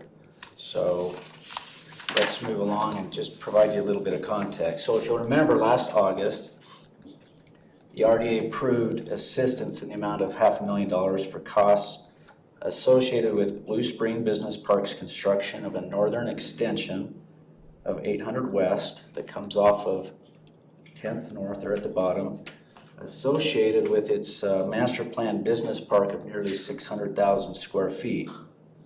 That it was to be built upon this 37-acre site, which is outlined in yellow. So the existing street frontages for that project were, or are, 1,000 West on the west, 600 West on the east, and 1,000 North on the south. So this was the project site plan for the business park that was presented back in August. You can see there's 8 buildings that comprised, as I said, just under 600,000 square feet of projected business park space. So if you've driven out in that area of town, you may have noticed that phase 1 is already under construction. In addition to the Al's Sporting Goods e-commerce building, building number 5, which is at the bottom highlighted in yellow. Phase 1 also includes building number 4, located immediately above or north of the Al's building. And then just to the east of these 2 buildings that are currently being built, the developers are required to construct that 800 North extension along the entire frontage of phase 1. Okay. Phase 2 of the business park, and you see that shaded in orange just to the east of phase 1, was approved recently by the Planning Commission and will soon be under construction, which will add another 80,000 square feet of business park space. And then just a reminder, this is the general look of the business park buildings shown here, just to give you, to scratch your memory there a little bit. But now let's talk about the present opportunity. The Larsons are now working with Costco Wholesale to locate them on the southwest portion of the business park fronting 10th West. Costco is a great addition to Logan, particularly at this location. It brings a significant lift to the city's tax base through property taxes, but particularly through sales taxes, and especially as we continue to see growth in Cache Valley, northern Utah, southeastern Idaho. It will continue to do that. Costco will create with its project a number of new jobs, provide good wage and benefits, and the location of Costco on 1000 West will diversify the city's business sectors other than just everything congregating there on Main Street. So we'll essentially create another business node which will help to mitigate future traffic pressures on Main Street. Not solve that problem or challenge, but as we continue to grow, having them there instead of on Main Street will help mitigate that. 10th West, as you all know, is an excellent 5-lane road that will serve Costco and the city well. The new road infrastructure will allow for convenient egress and ingress and lay the foundation for more growth. We know that Costco will catalyze more growth, and as we'll see in a moment, there will likely be more industrial growth out in that section too. So in order to effectively locate a Costco at this 10th West location, a shift in the planned build-out of the Blue Springs Business Park is required. So let's go back to this original site plan, and to the west or left of the 2 buildings shaded in dark yellow, which was phase 1, none of those other 3 buildings will be built, the ones shaded in very light yellow. So now let's take a look at this. This is a draft site plan that's overlaid onto that business park site plan. And you can see that Costco will be located on the 18-acre center portion of land that will be leased to them, with Blue Spring Business Park retaining 4.5 acres to the south at the corner of 10th West and 10th North to accommodate some new business there. Also, to provide adequate land to site both Costco and the business pads, the Church of Jesus Christ of Latter-day Saints is deeding some of its land for the project on the north. So this is another draft depiction of how the Costco development will essentially integrate into the Blue Spring Business Park.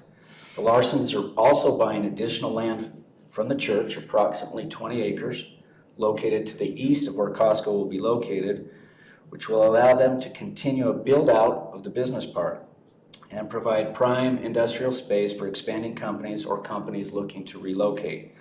And these potential building footprints are shown in orange there in the upper right corner. So this image also shows more clearly where the Costco building will likely be. And you can see that on the far left in pink.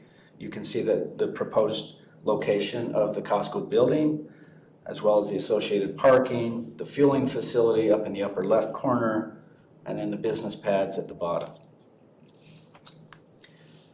So that What's on the northeast corner of that property? Fueling. No, northeast corner. On north. Above the top right. The existing building? Yeah, the existing building. I was just curious. I was like trying to put it in perspective. It's above the pink. Yes. Yeah, what's on 6 West? So we've got the rentals, the. In the upper right. Oh, I'm looking upper left above Costco. You mean all the way to? All the way to the east. Yeah, that's the Cash High School. Okay. Yep, thank you. Okay, so the continued build out, which I just touched on, however, I mean, and that mirrors what you see here again. That's not directly what you're considering tonight. I just wanted to provide that context. So that's not. They haven't gone to planning commission with the new. Correct, ideas. yeah, right. But it's important to understand the context, I believe. So let's go back briefly to this site plan once again, and this is the essence of the participation that's being asked for tonight.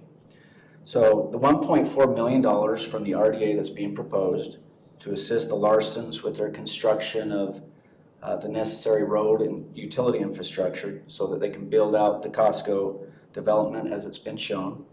The Larsons are already building the new northern 800 West extension. I already referred to that as part of phase 1 of their business park. As part of this resolution, they will also be required to continue road construction of 800 West upwards or to the north, all the way to a new proposed 1200 North.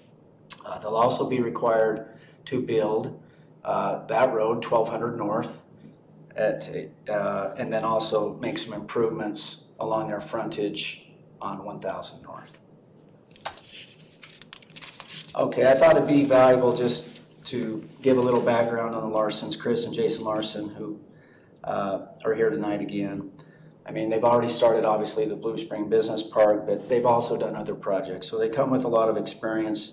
They partnered with the late Larry Miller on developing several buildings east of the airport that house such companies as part of Thermo Fisher Scientific, part of Cytiva, Ophir Spiricon, as well as they used to have their own e-commerce company there, which is now being relocated to the Blue Spring Business Park. So they do bring a lot of experience. So to summarize everything we've talked about, the project benefits, some of them include those that you see here on the screen, contributions to the city tax base certainly, job creation, helping to mitigate future Main Street traffic flows, ease of ingress, egress with new roads out in that area, creating new opportunities, for roads, traffic circulation, new utilities out there. And also, while not, again, part of this resolution, you can see in some of those land negotiations that have transpired, there appears to be a strong likelihood of a continuation of that business park, which is very needed for Logan to enable that industrial growth for relocation or expanding local companies. So the recommendation would be this, that Blue Spring Business Park would receive reimbursement of up to $1.4 million for the road and utility improvements that I just stated there on those 3 roads, 12th North, 8th West, 10th North. And then the City of Logan would be responsible for impact fees. So all of that, the $1.4 million, is conditioned upon the following, that Costco does in fact construct a wholesale membership warehouse store, along with a fueling facility and associated parking. And that Blue Spring Business Park, condition number 2, develops the business pad sites. And number 3, that they install the required street and utility improvements. Okay. With that, I'll entertain any questions. Again, the Larsons are here if you need them to talk, and I guess it's public hearing too. I have a question that's not really related to this specific request. Will 1200 North continue west? Ever? Beyond 10th West? Yes. I believe so, but I can't say that for certain without, and I don't see Paul here. Tony's here.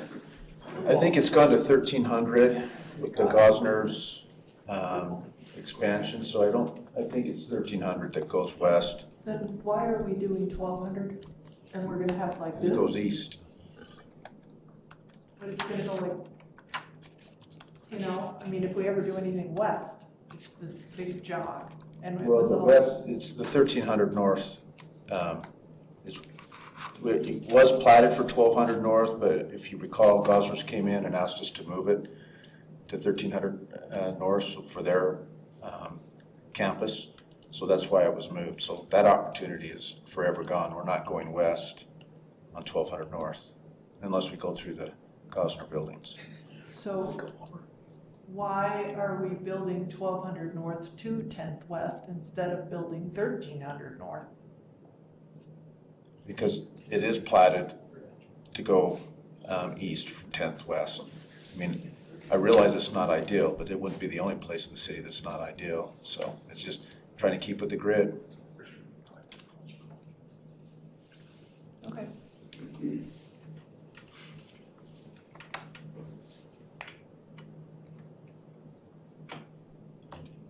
Where are the lights located along, or will be located? Are we adding a light, or is it just 10th North? I'm not aware of any additional lights at this point. Is there one that's 10th North? 10th North, yes, there is. Okay. Also one at 14th North, that's further Okay. north. But there's not one being requested at 12th North? Not currently. That would be too close to, again, given the UDOT corridor. I agree. Couldn't be closer I together wouldn't than that. want to have that. Okay. Any other questions for Kirk? All right. This is a public hearing for Resolution 21-37 RDA. Now's your opportunity to speak or share your thoughts, questions.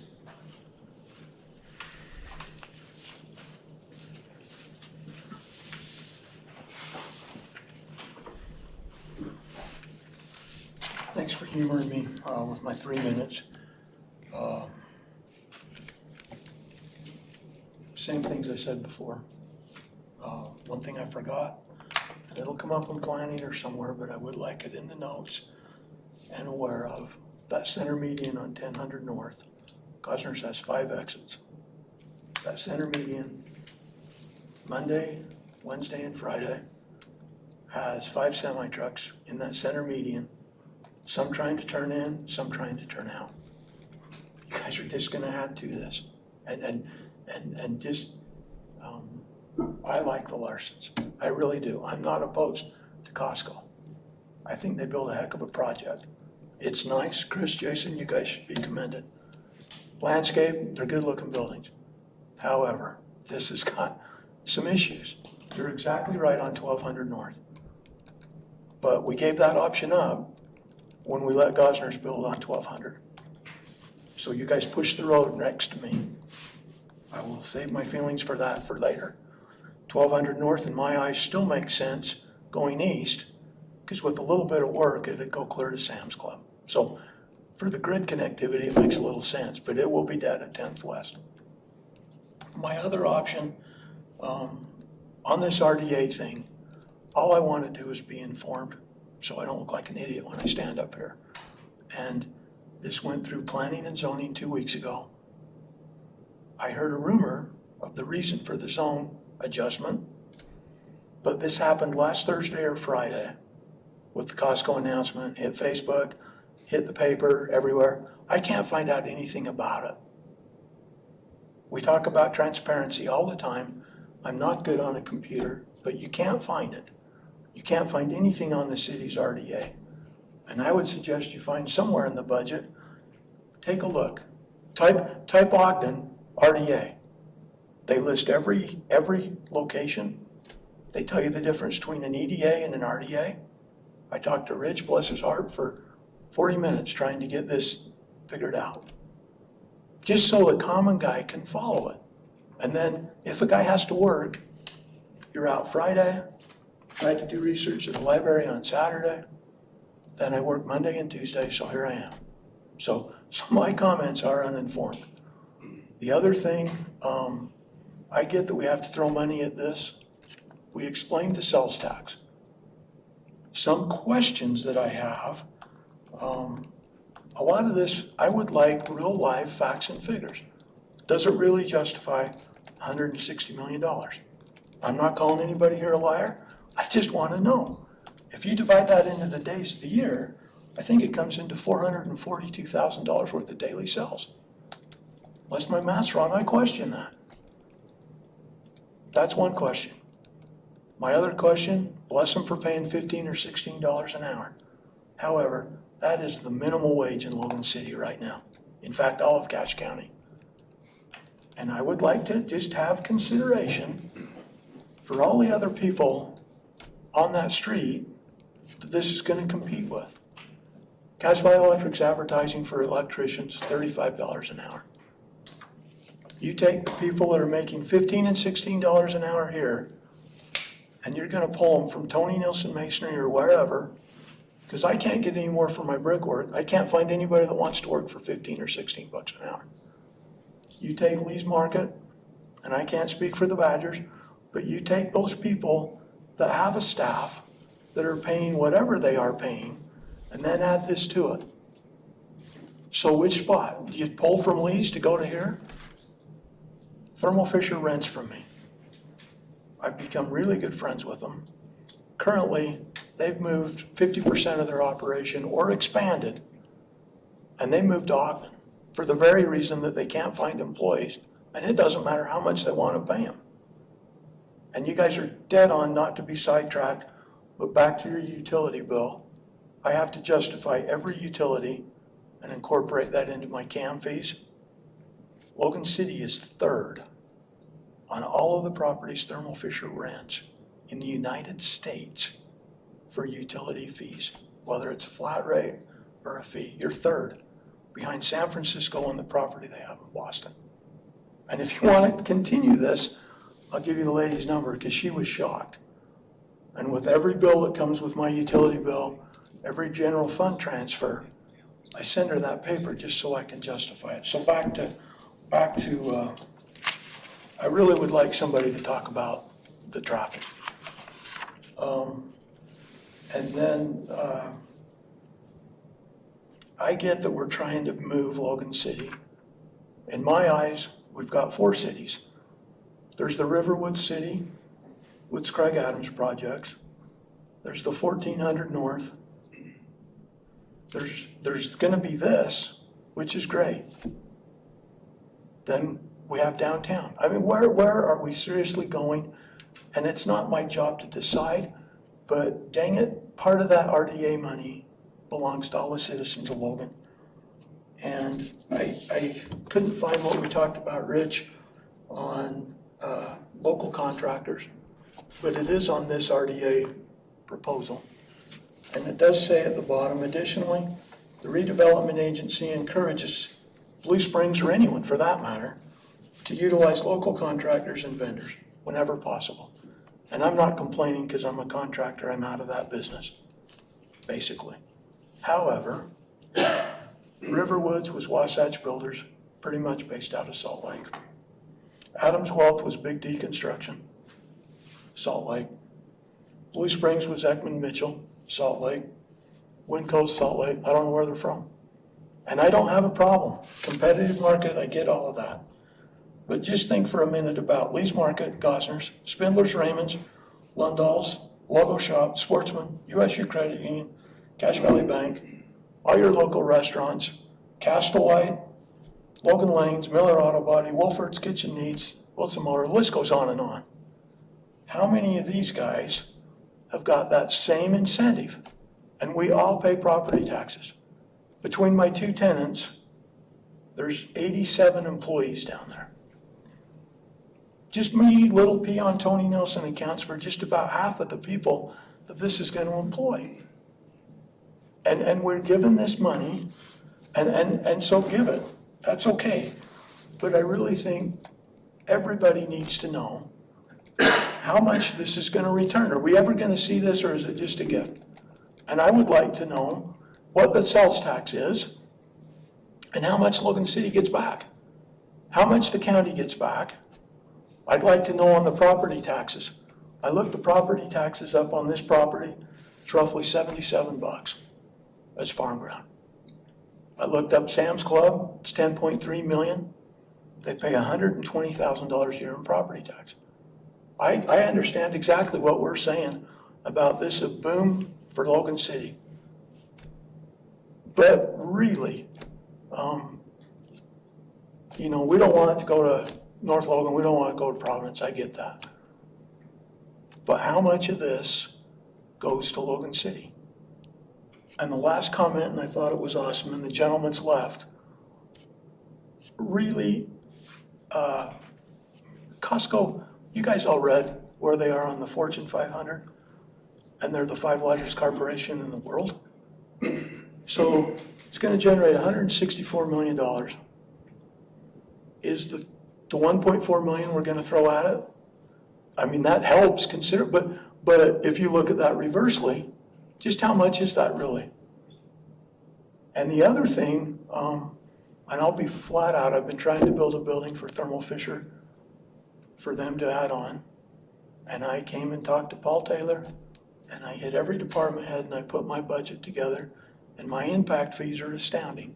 And I built down there, I put the utilities under the road, first guy on 10th West, other than Gosner's, to bring the water, the sewer, and the power, or the gas, excuse me, the sewer was already there, under the road, on my dollar, my 50 cents that I had to make by myself. And I don't know, it's just frustrating. I would like to know how much impact fees the city's given. Give the people the real truth. There's a $1.4 million incentive for roads. What is the total package? Just somebody can get back to me at that at a later date. And I think last thing that I was getting to with the guy that talked about the kids that graduated from high school, really think, chips are down, who do you guys go see? You go see Chris. You go see all the guys that I mentioned. How many Logan High graduation signs did you see at a chain store? 0. They were at the Cache Valley Bank, they were at Mark Anderson's. How many major corporations donated to the Arch over Center Street? Not a lot. Bless LeGrande Johnson's and Brian Bear. When the chips are down, these are the guys that you come and talk to, because you can find Chris Larson, you can find Tony Nielsen, you can find Mike Carfort, you can find Gary Stevens, you can find Doug Raymond, and you say, hey, can we offer you guys a little support? Can you help us out? Would you like to donate? We're up against it. Could we just, get the crane for 4 hours? And that's the part that kills me about just passing the money out for free. And you guys got a tough spot. I'm glad I'm not in your shoes. But seriously, take a hard look at the return on investment and who we are sponsoring. And I'm not opposed to sponsoring the Larsons by any means. But, Costco, great and it's awesome. But as soon as Costco comes, a couple minutes later, somebody will get on Facebook and they'll be like, man, I wish we had a Target. I wish we had a Cabela's. I wish we had a Scheels. I wish we had all kinds of stuff. But at what cost? And I'm just old and old-fashioned, but I thought what made Logan City unique was that you could go into the Cache Valley Bank and actually talk to someone. You could go to the credit union and find Dave Butterfield. You can go find Mark. you can go find somebody that's actually the bottom line, real person that can help you. And then we're just gonna keep on selling it out to these guys. And to me, it's a no-brainer. I'd sooner take the 1.4 million here and the $1 million in impact fees that we're gonna give them and find a better place for it, throw it into downtown. Throw it into downtown, throw it into every business downtown and give them $50,000 somehow. And I'm sure it won't be politically correct or legal, but find a way to put some money back to the people that support this community really right at the grassroots that aren't a corporation based out of wherever we're coming from. Thanks again. Thanks for your comments, Tom. Appreciate it.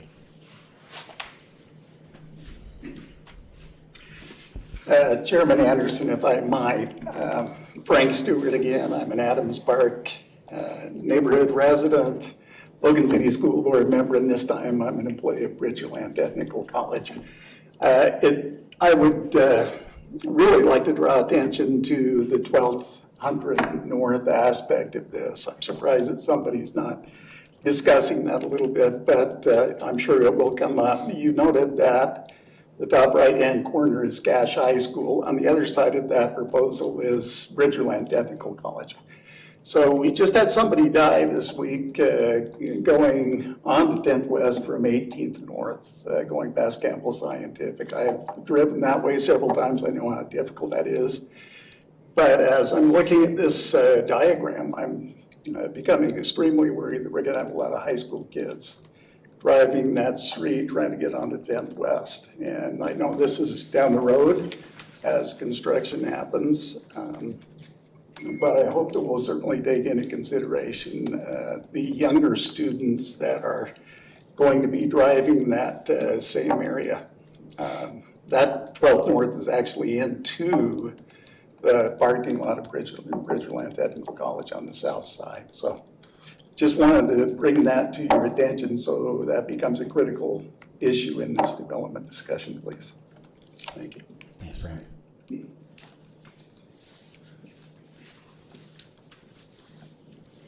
Hi, my name is Lisa Wilson. I represent Cafe Ibis today, which is a almost 45-year-old business in this community, small business. We've actually been looking to relocate our roasting plant facility for about a year, trying to find some land to do that. We've been operating on a shoestring for most of that 45 years and have an opportunity to grow and expand in this community. I'm actually a fan of Costco. I make a trip there about once a month to buy snacks for our employees and multiple other things. I think that's a great big box store to bring to Logan and could serve us all well. I am concerned about the 1.4 million for the infrastructure. I've learned a lot over the last 11 months searching for 2 acres of land and the cost involved in the infrastructure to make a piece of land usable. It's pretty much impossible. And it's frustrating to know that the big box can come and get money to help with that. So far, it seems pretty easily. And then those of us who live here, work here, are committed here every day, struggle with that. But we have 31 employees. Rising again after the pandemic. We had 38 before that. But we're coming back. And I think it's good to have Costco here. That would be a great thing. Those jobs, those 150 jobs, I don't know if those are full-time, part-time, benefited or not. Cafe Ibis jobs are 90% full-time and benefited. Those people are living and spending in this community. And I hope we take a minute to see if that's the best use of $1.4 million. And it's nothing against the Larsons or Costco, but that's a lot of money. We could use a tiny bit. Thank you. Thank you.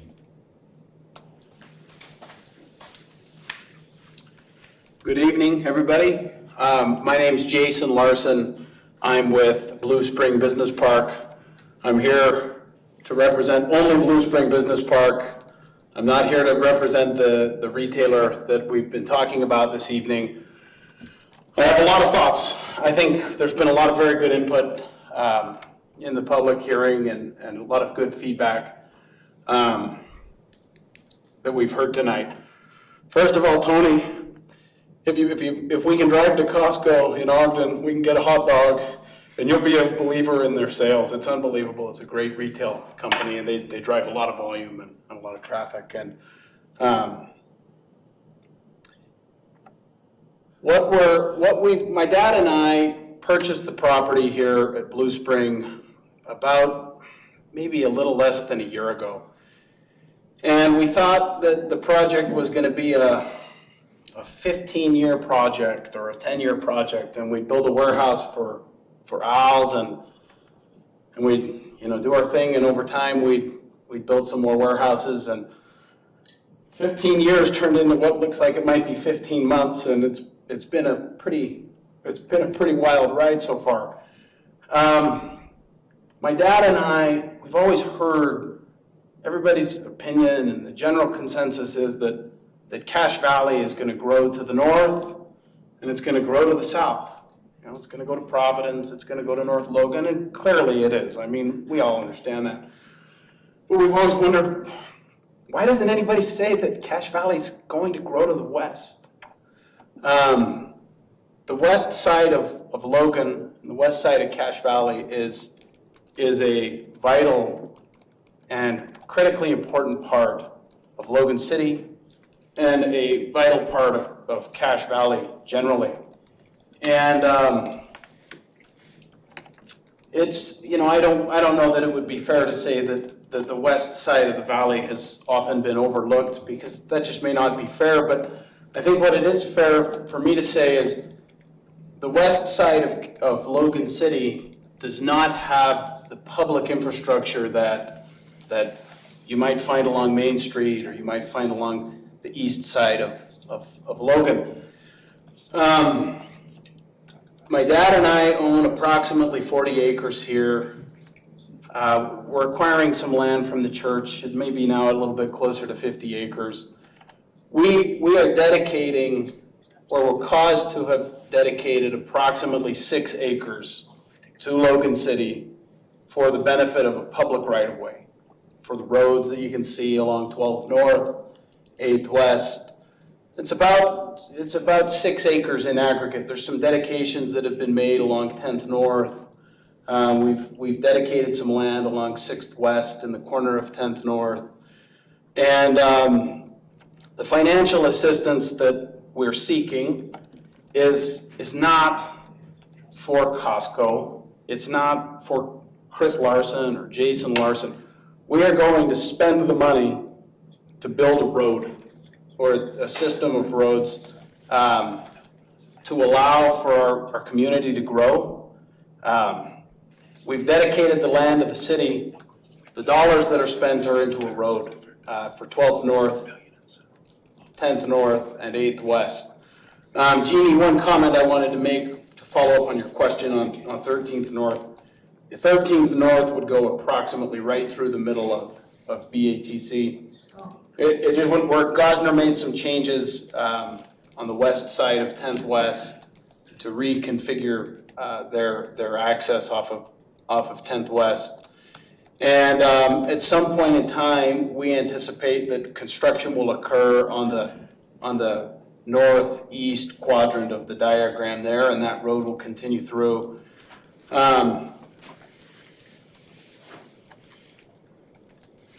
I was listening to the news the other night, and there was a segment on a national infrastructure plan, and they went through all these things that don't qualify as infrastructure, but were somehow loaded into this federal infrastructure plan, and it was kind of funny. And this is infrastructure. This is money that is being spent to help drive growth in the valley, to help funnel traffic There's a lot of intangible benefits and tangible benefits also that will come by virtue of this. Again, to conclude, I'm not here to speak for Costco. I'm here representing, Blue Spring Business Park. Costco is conducting their own feasibility studies, and any questions that you may have there, should probably be directed towards them. But what I can say is there's a number of businesses that are actively looking at Logan. They're looking on 10th West. They want to locate in our valley. We live in a beautiful place. And if we want to see the valley and Logan City particularly grow, I think it's very logical to assume that growth has to move westward. And as it does, let's do it right. And we appreciate your consideration. If you have any questions, I'd be happy to try to answer them, or any thoughts that you might have. Otherwise, I appreciate the time tonight. Thank you, Jason.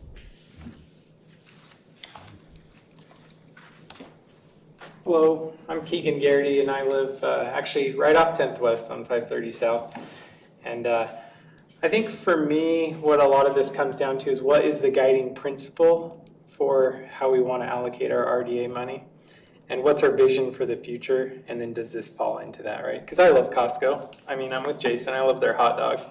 I don't know if you guys know this, but they outsell all major league ballparks combined in hot dogs, so pretty wild. Their poppy seed muffins are pretty good too. But as I think about what the gold standard is for RDA money, and I think about, looking at figures, the average Costco member has an annual household income of over $90,000 a year. And our median income, you guys can double check this, but it's under $45,000 per household. For the city or the valley? For the city, for Logan City. Ours has one of the lowest median incomes. I know Nibley and North Logan, for example, are much higher. So I think about our citizens and them watching people come from out of town to shop at Costco. And I wonder, what can we do for them? How can we raise their income? So for me, the gold standard for how to allocate this money would be professional jobs that can pay professional salaries. Maybe the silver standard would be that indoor pool everyone wants, the Olympic-sized pool and sports complex where people can come from 50 square miles to participate in sporting tournaments and bring up our revenue that way. So I think this maybe falls on the bronze standard. I think as far as corporate incentives go, you could probably do a lot worse. Costco is a good employer. They pay good benefits, and to compare them to another major retailer, they definitely seem to value the long-term investment in their employees. So I think that's a great thing. The other comment, just switching gears a little bit, it does have to do with the roads. I do like that we're considering 1200 North. I think we need more east to west travel. Utah seems to have a proclivity to go north and south. So I would maybe get on the record that 10th West, I think, was originally intended to be a bypass with the double traffic light on 6th South by the elementary school where I live, the new traffic light on 2nd South, the traffic light on 2nd North. I don't know that with Costco it's going to be that bypass anymore, so we should probably start thinking about the west route, which I believe we're looking at 1500 west that jogs up over by the water treatment and then turns into 2400 north. But that's something I think that should be under consideration as we expand 10th West. But I am happy to see that we're considering expansion and putting restaurants and stores and things like that there, because I think that's a good area to grow. Thanks.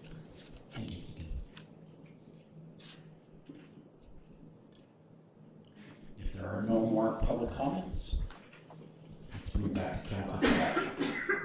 Thank you all for sharing your thoughts. Very appropriate. So Kurt, I will ask one question. Does this allocation negatively impact any other projects that we're working on?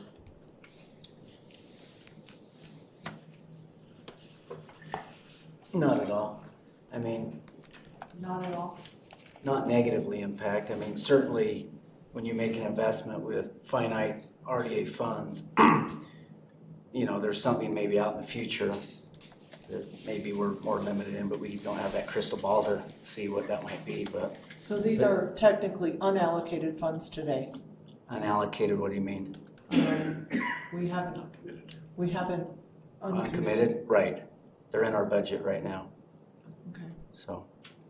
And you also have the wherewithal, I mean, should an opportunity arise, say there's a second phase of downtown development, and you want to take downtown to that next level, you have the prerogative of working with your taxing entity partners to create another project area to basically do what, you've done in various other project areas here up to this point. Okay. And I'd like to state, not related specifically to this request, but I did try to find some information about RDAs, our RDA online, and there isn't much there. So I would encourage us to be far more transparent. One of my passions is to put information on the internet, and I'll take the heat for that. And I know you mean that as an encouragement, and I take it in that vein. A lot of times it's a time battle, so. Well, I just we'll think, do the I think best we we need can to get more information out there, I do right? think we need to commit to making that a little bit more clear. RDAs are very, very cloudy under the best of circumstances, and if we can do anything at all to make it more clear, I We'll think do we that, should you do bet. that. Any other discussion? I think it is, this is I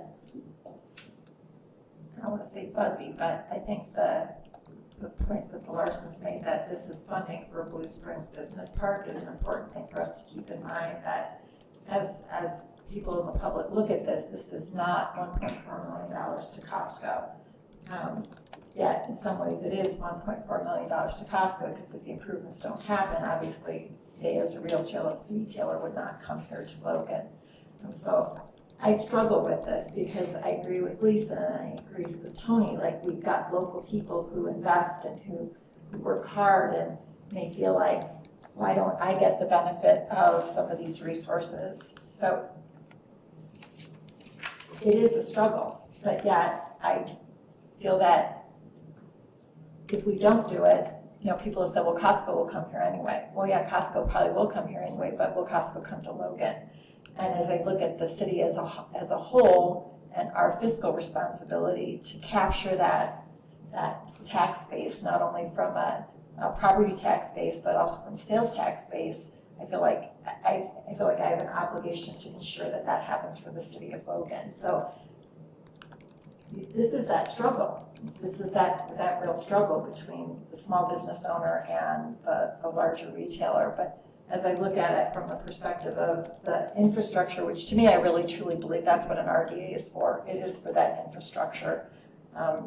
This to me feels like something that's appropriate for our RDA to fund. A lot of people are going to be using those roads at some point for more than just Costco.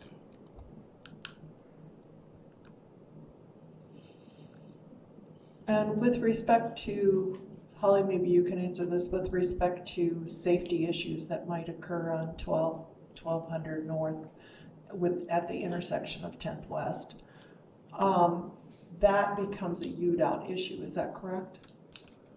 That's correct, and again, there is a corridor agreement there that the lights have to be spaced a certain distance, and since there is one at 10th and 14th, I don't anticipate there would be one in between, particularly since 12th will not go through, as Tony mentioned. So,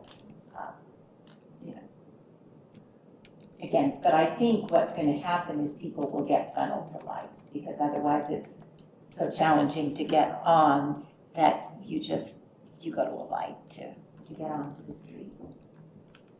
So will 10th North and 8th West be adequate to handle the proposed volumes of traffic that would be diverted? What do you mean by diverted? Well, to a light. I wish Paul Inhart was here. Again, they will be, right now we're building half of the road. As other development comes in, they will be responsible for building the other half of the road. So again, as more development comes, the road will be further improved and widened. So yes, our roads are built to, what, 88, no, 100 and, what's the right of way? Well, they're gonna be built to our city standards, and I think in this case, I can't remember what the width is. 10th North, I believe, will be 101 feet, if I remember right. 102, yeah. And 12th North, ultimately, I mean, this will be a partial road with 2-lane traffic, but ultimately to 66 feet. And I believe 8th West is that same width. The information you gave us was 66 for 12th North.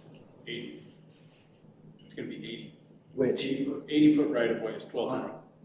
80 foot? Yep. Okay, corrected. Someone did ask the question on what is the total value of the impact fees that we're waiving. Do we have a number on that? Not until we get a specific proposal. I mean, we estimate it's gonna be somewhere in the 800,000 range, but could be higher, just until we know exactly what their infrastructure is going to be. Can't.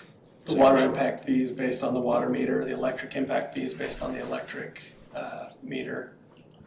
So we have to know those things before we can say exactly what it is.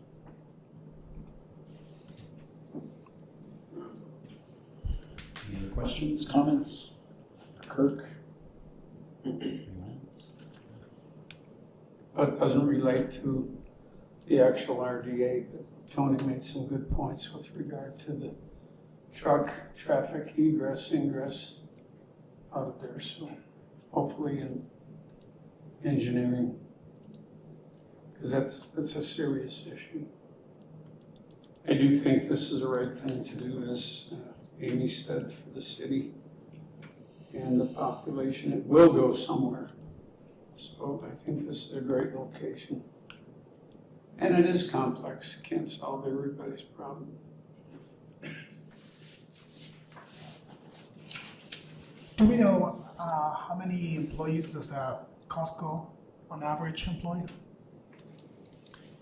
I don't know that. I mean, the number 150 sticks in my head, but I can't say that for certain. I can follow up. That's what we have in the resolution, so I hope that's right. Okay.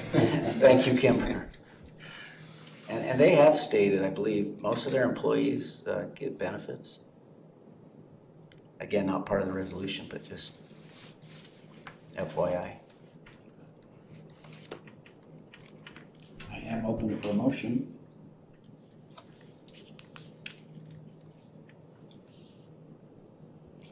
I'll move acceptance of 2139. It's 37. I'm on the wrong meeting. 2137, sorry. RDA. I'll second the motion. Okay, moved and seconded. Any other discussion before we vote? All those in favor of resolution 21-37 RDA, please say aye. Aye. Any opposed? Resolution passes. There's no other items on our agenda. I have to thank Amy for saying what she said, because it's hard. It's really hard. So, Difficult choices. We appreciate all of your comments and what you have to say, and we take them under consideration seriously. So, thank you very much for being here. Have a good night.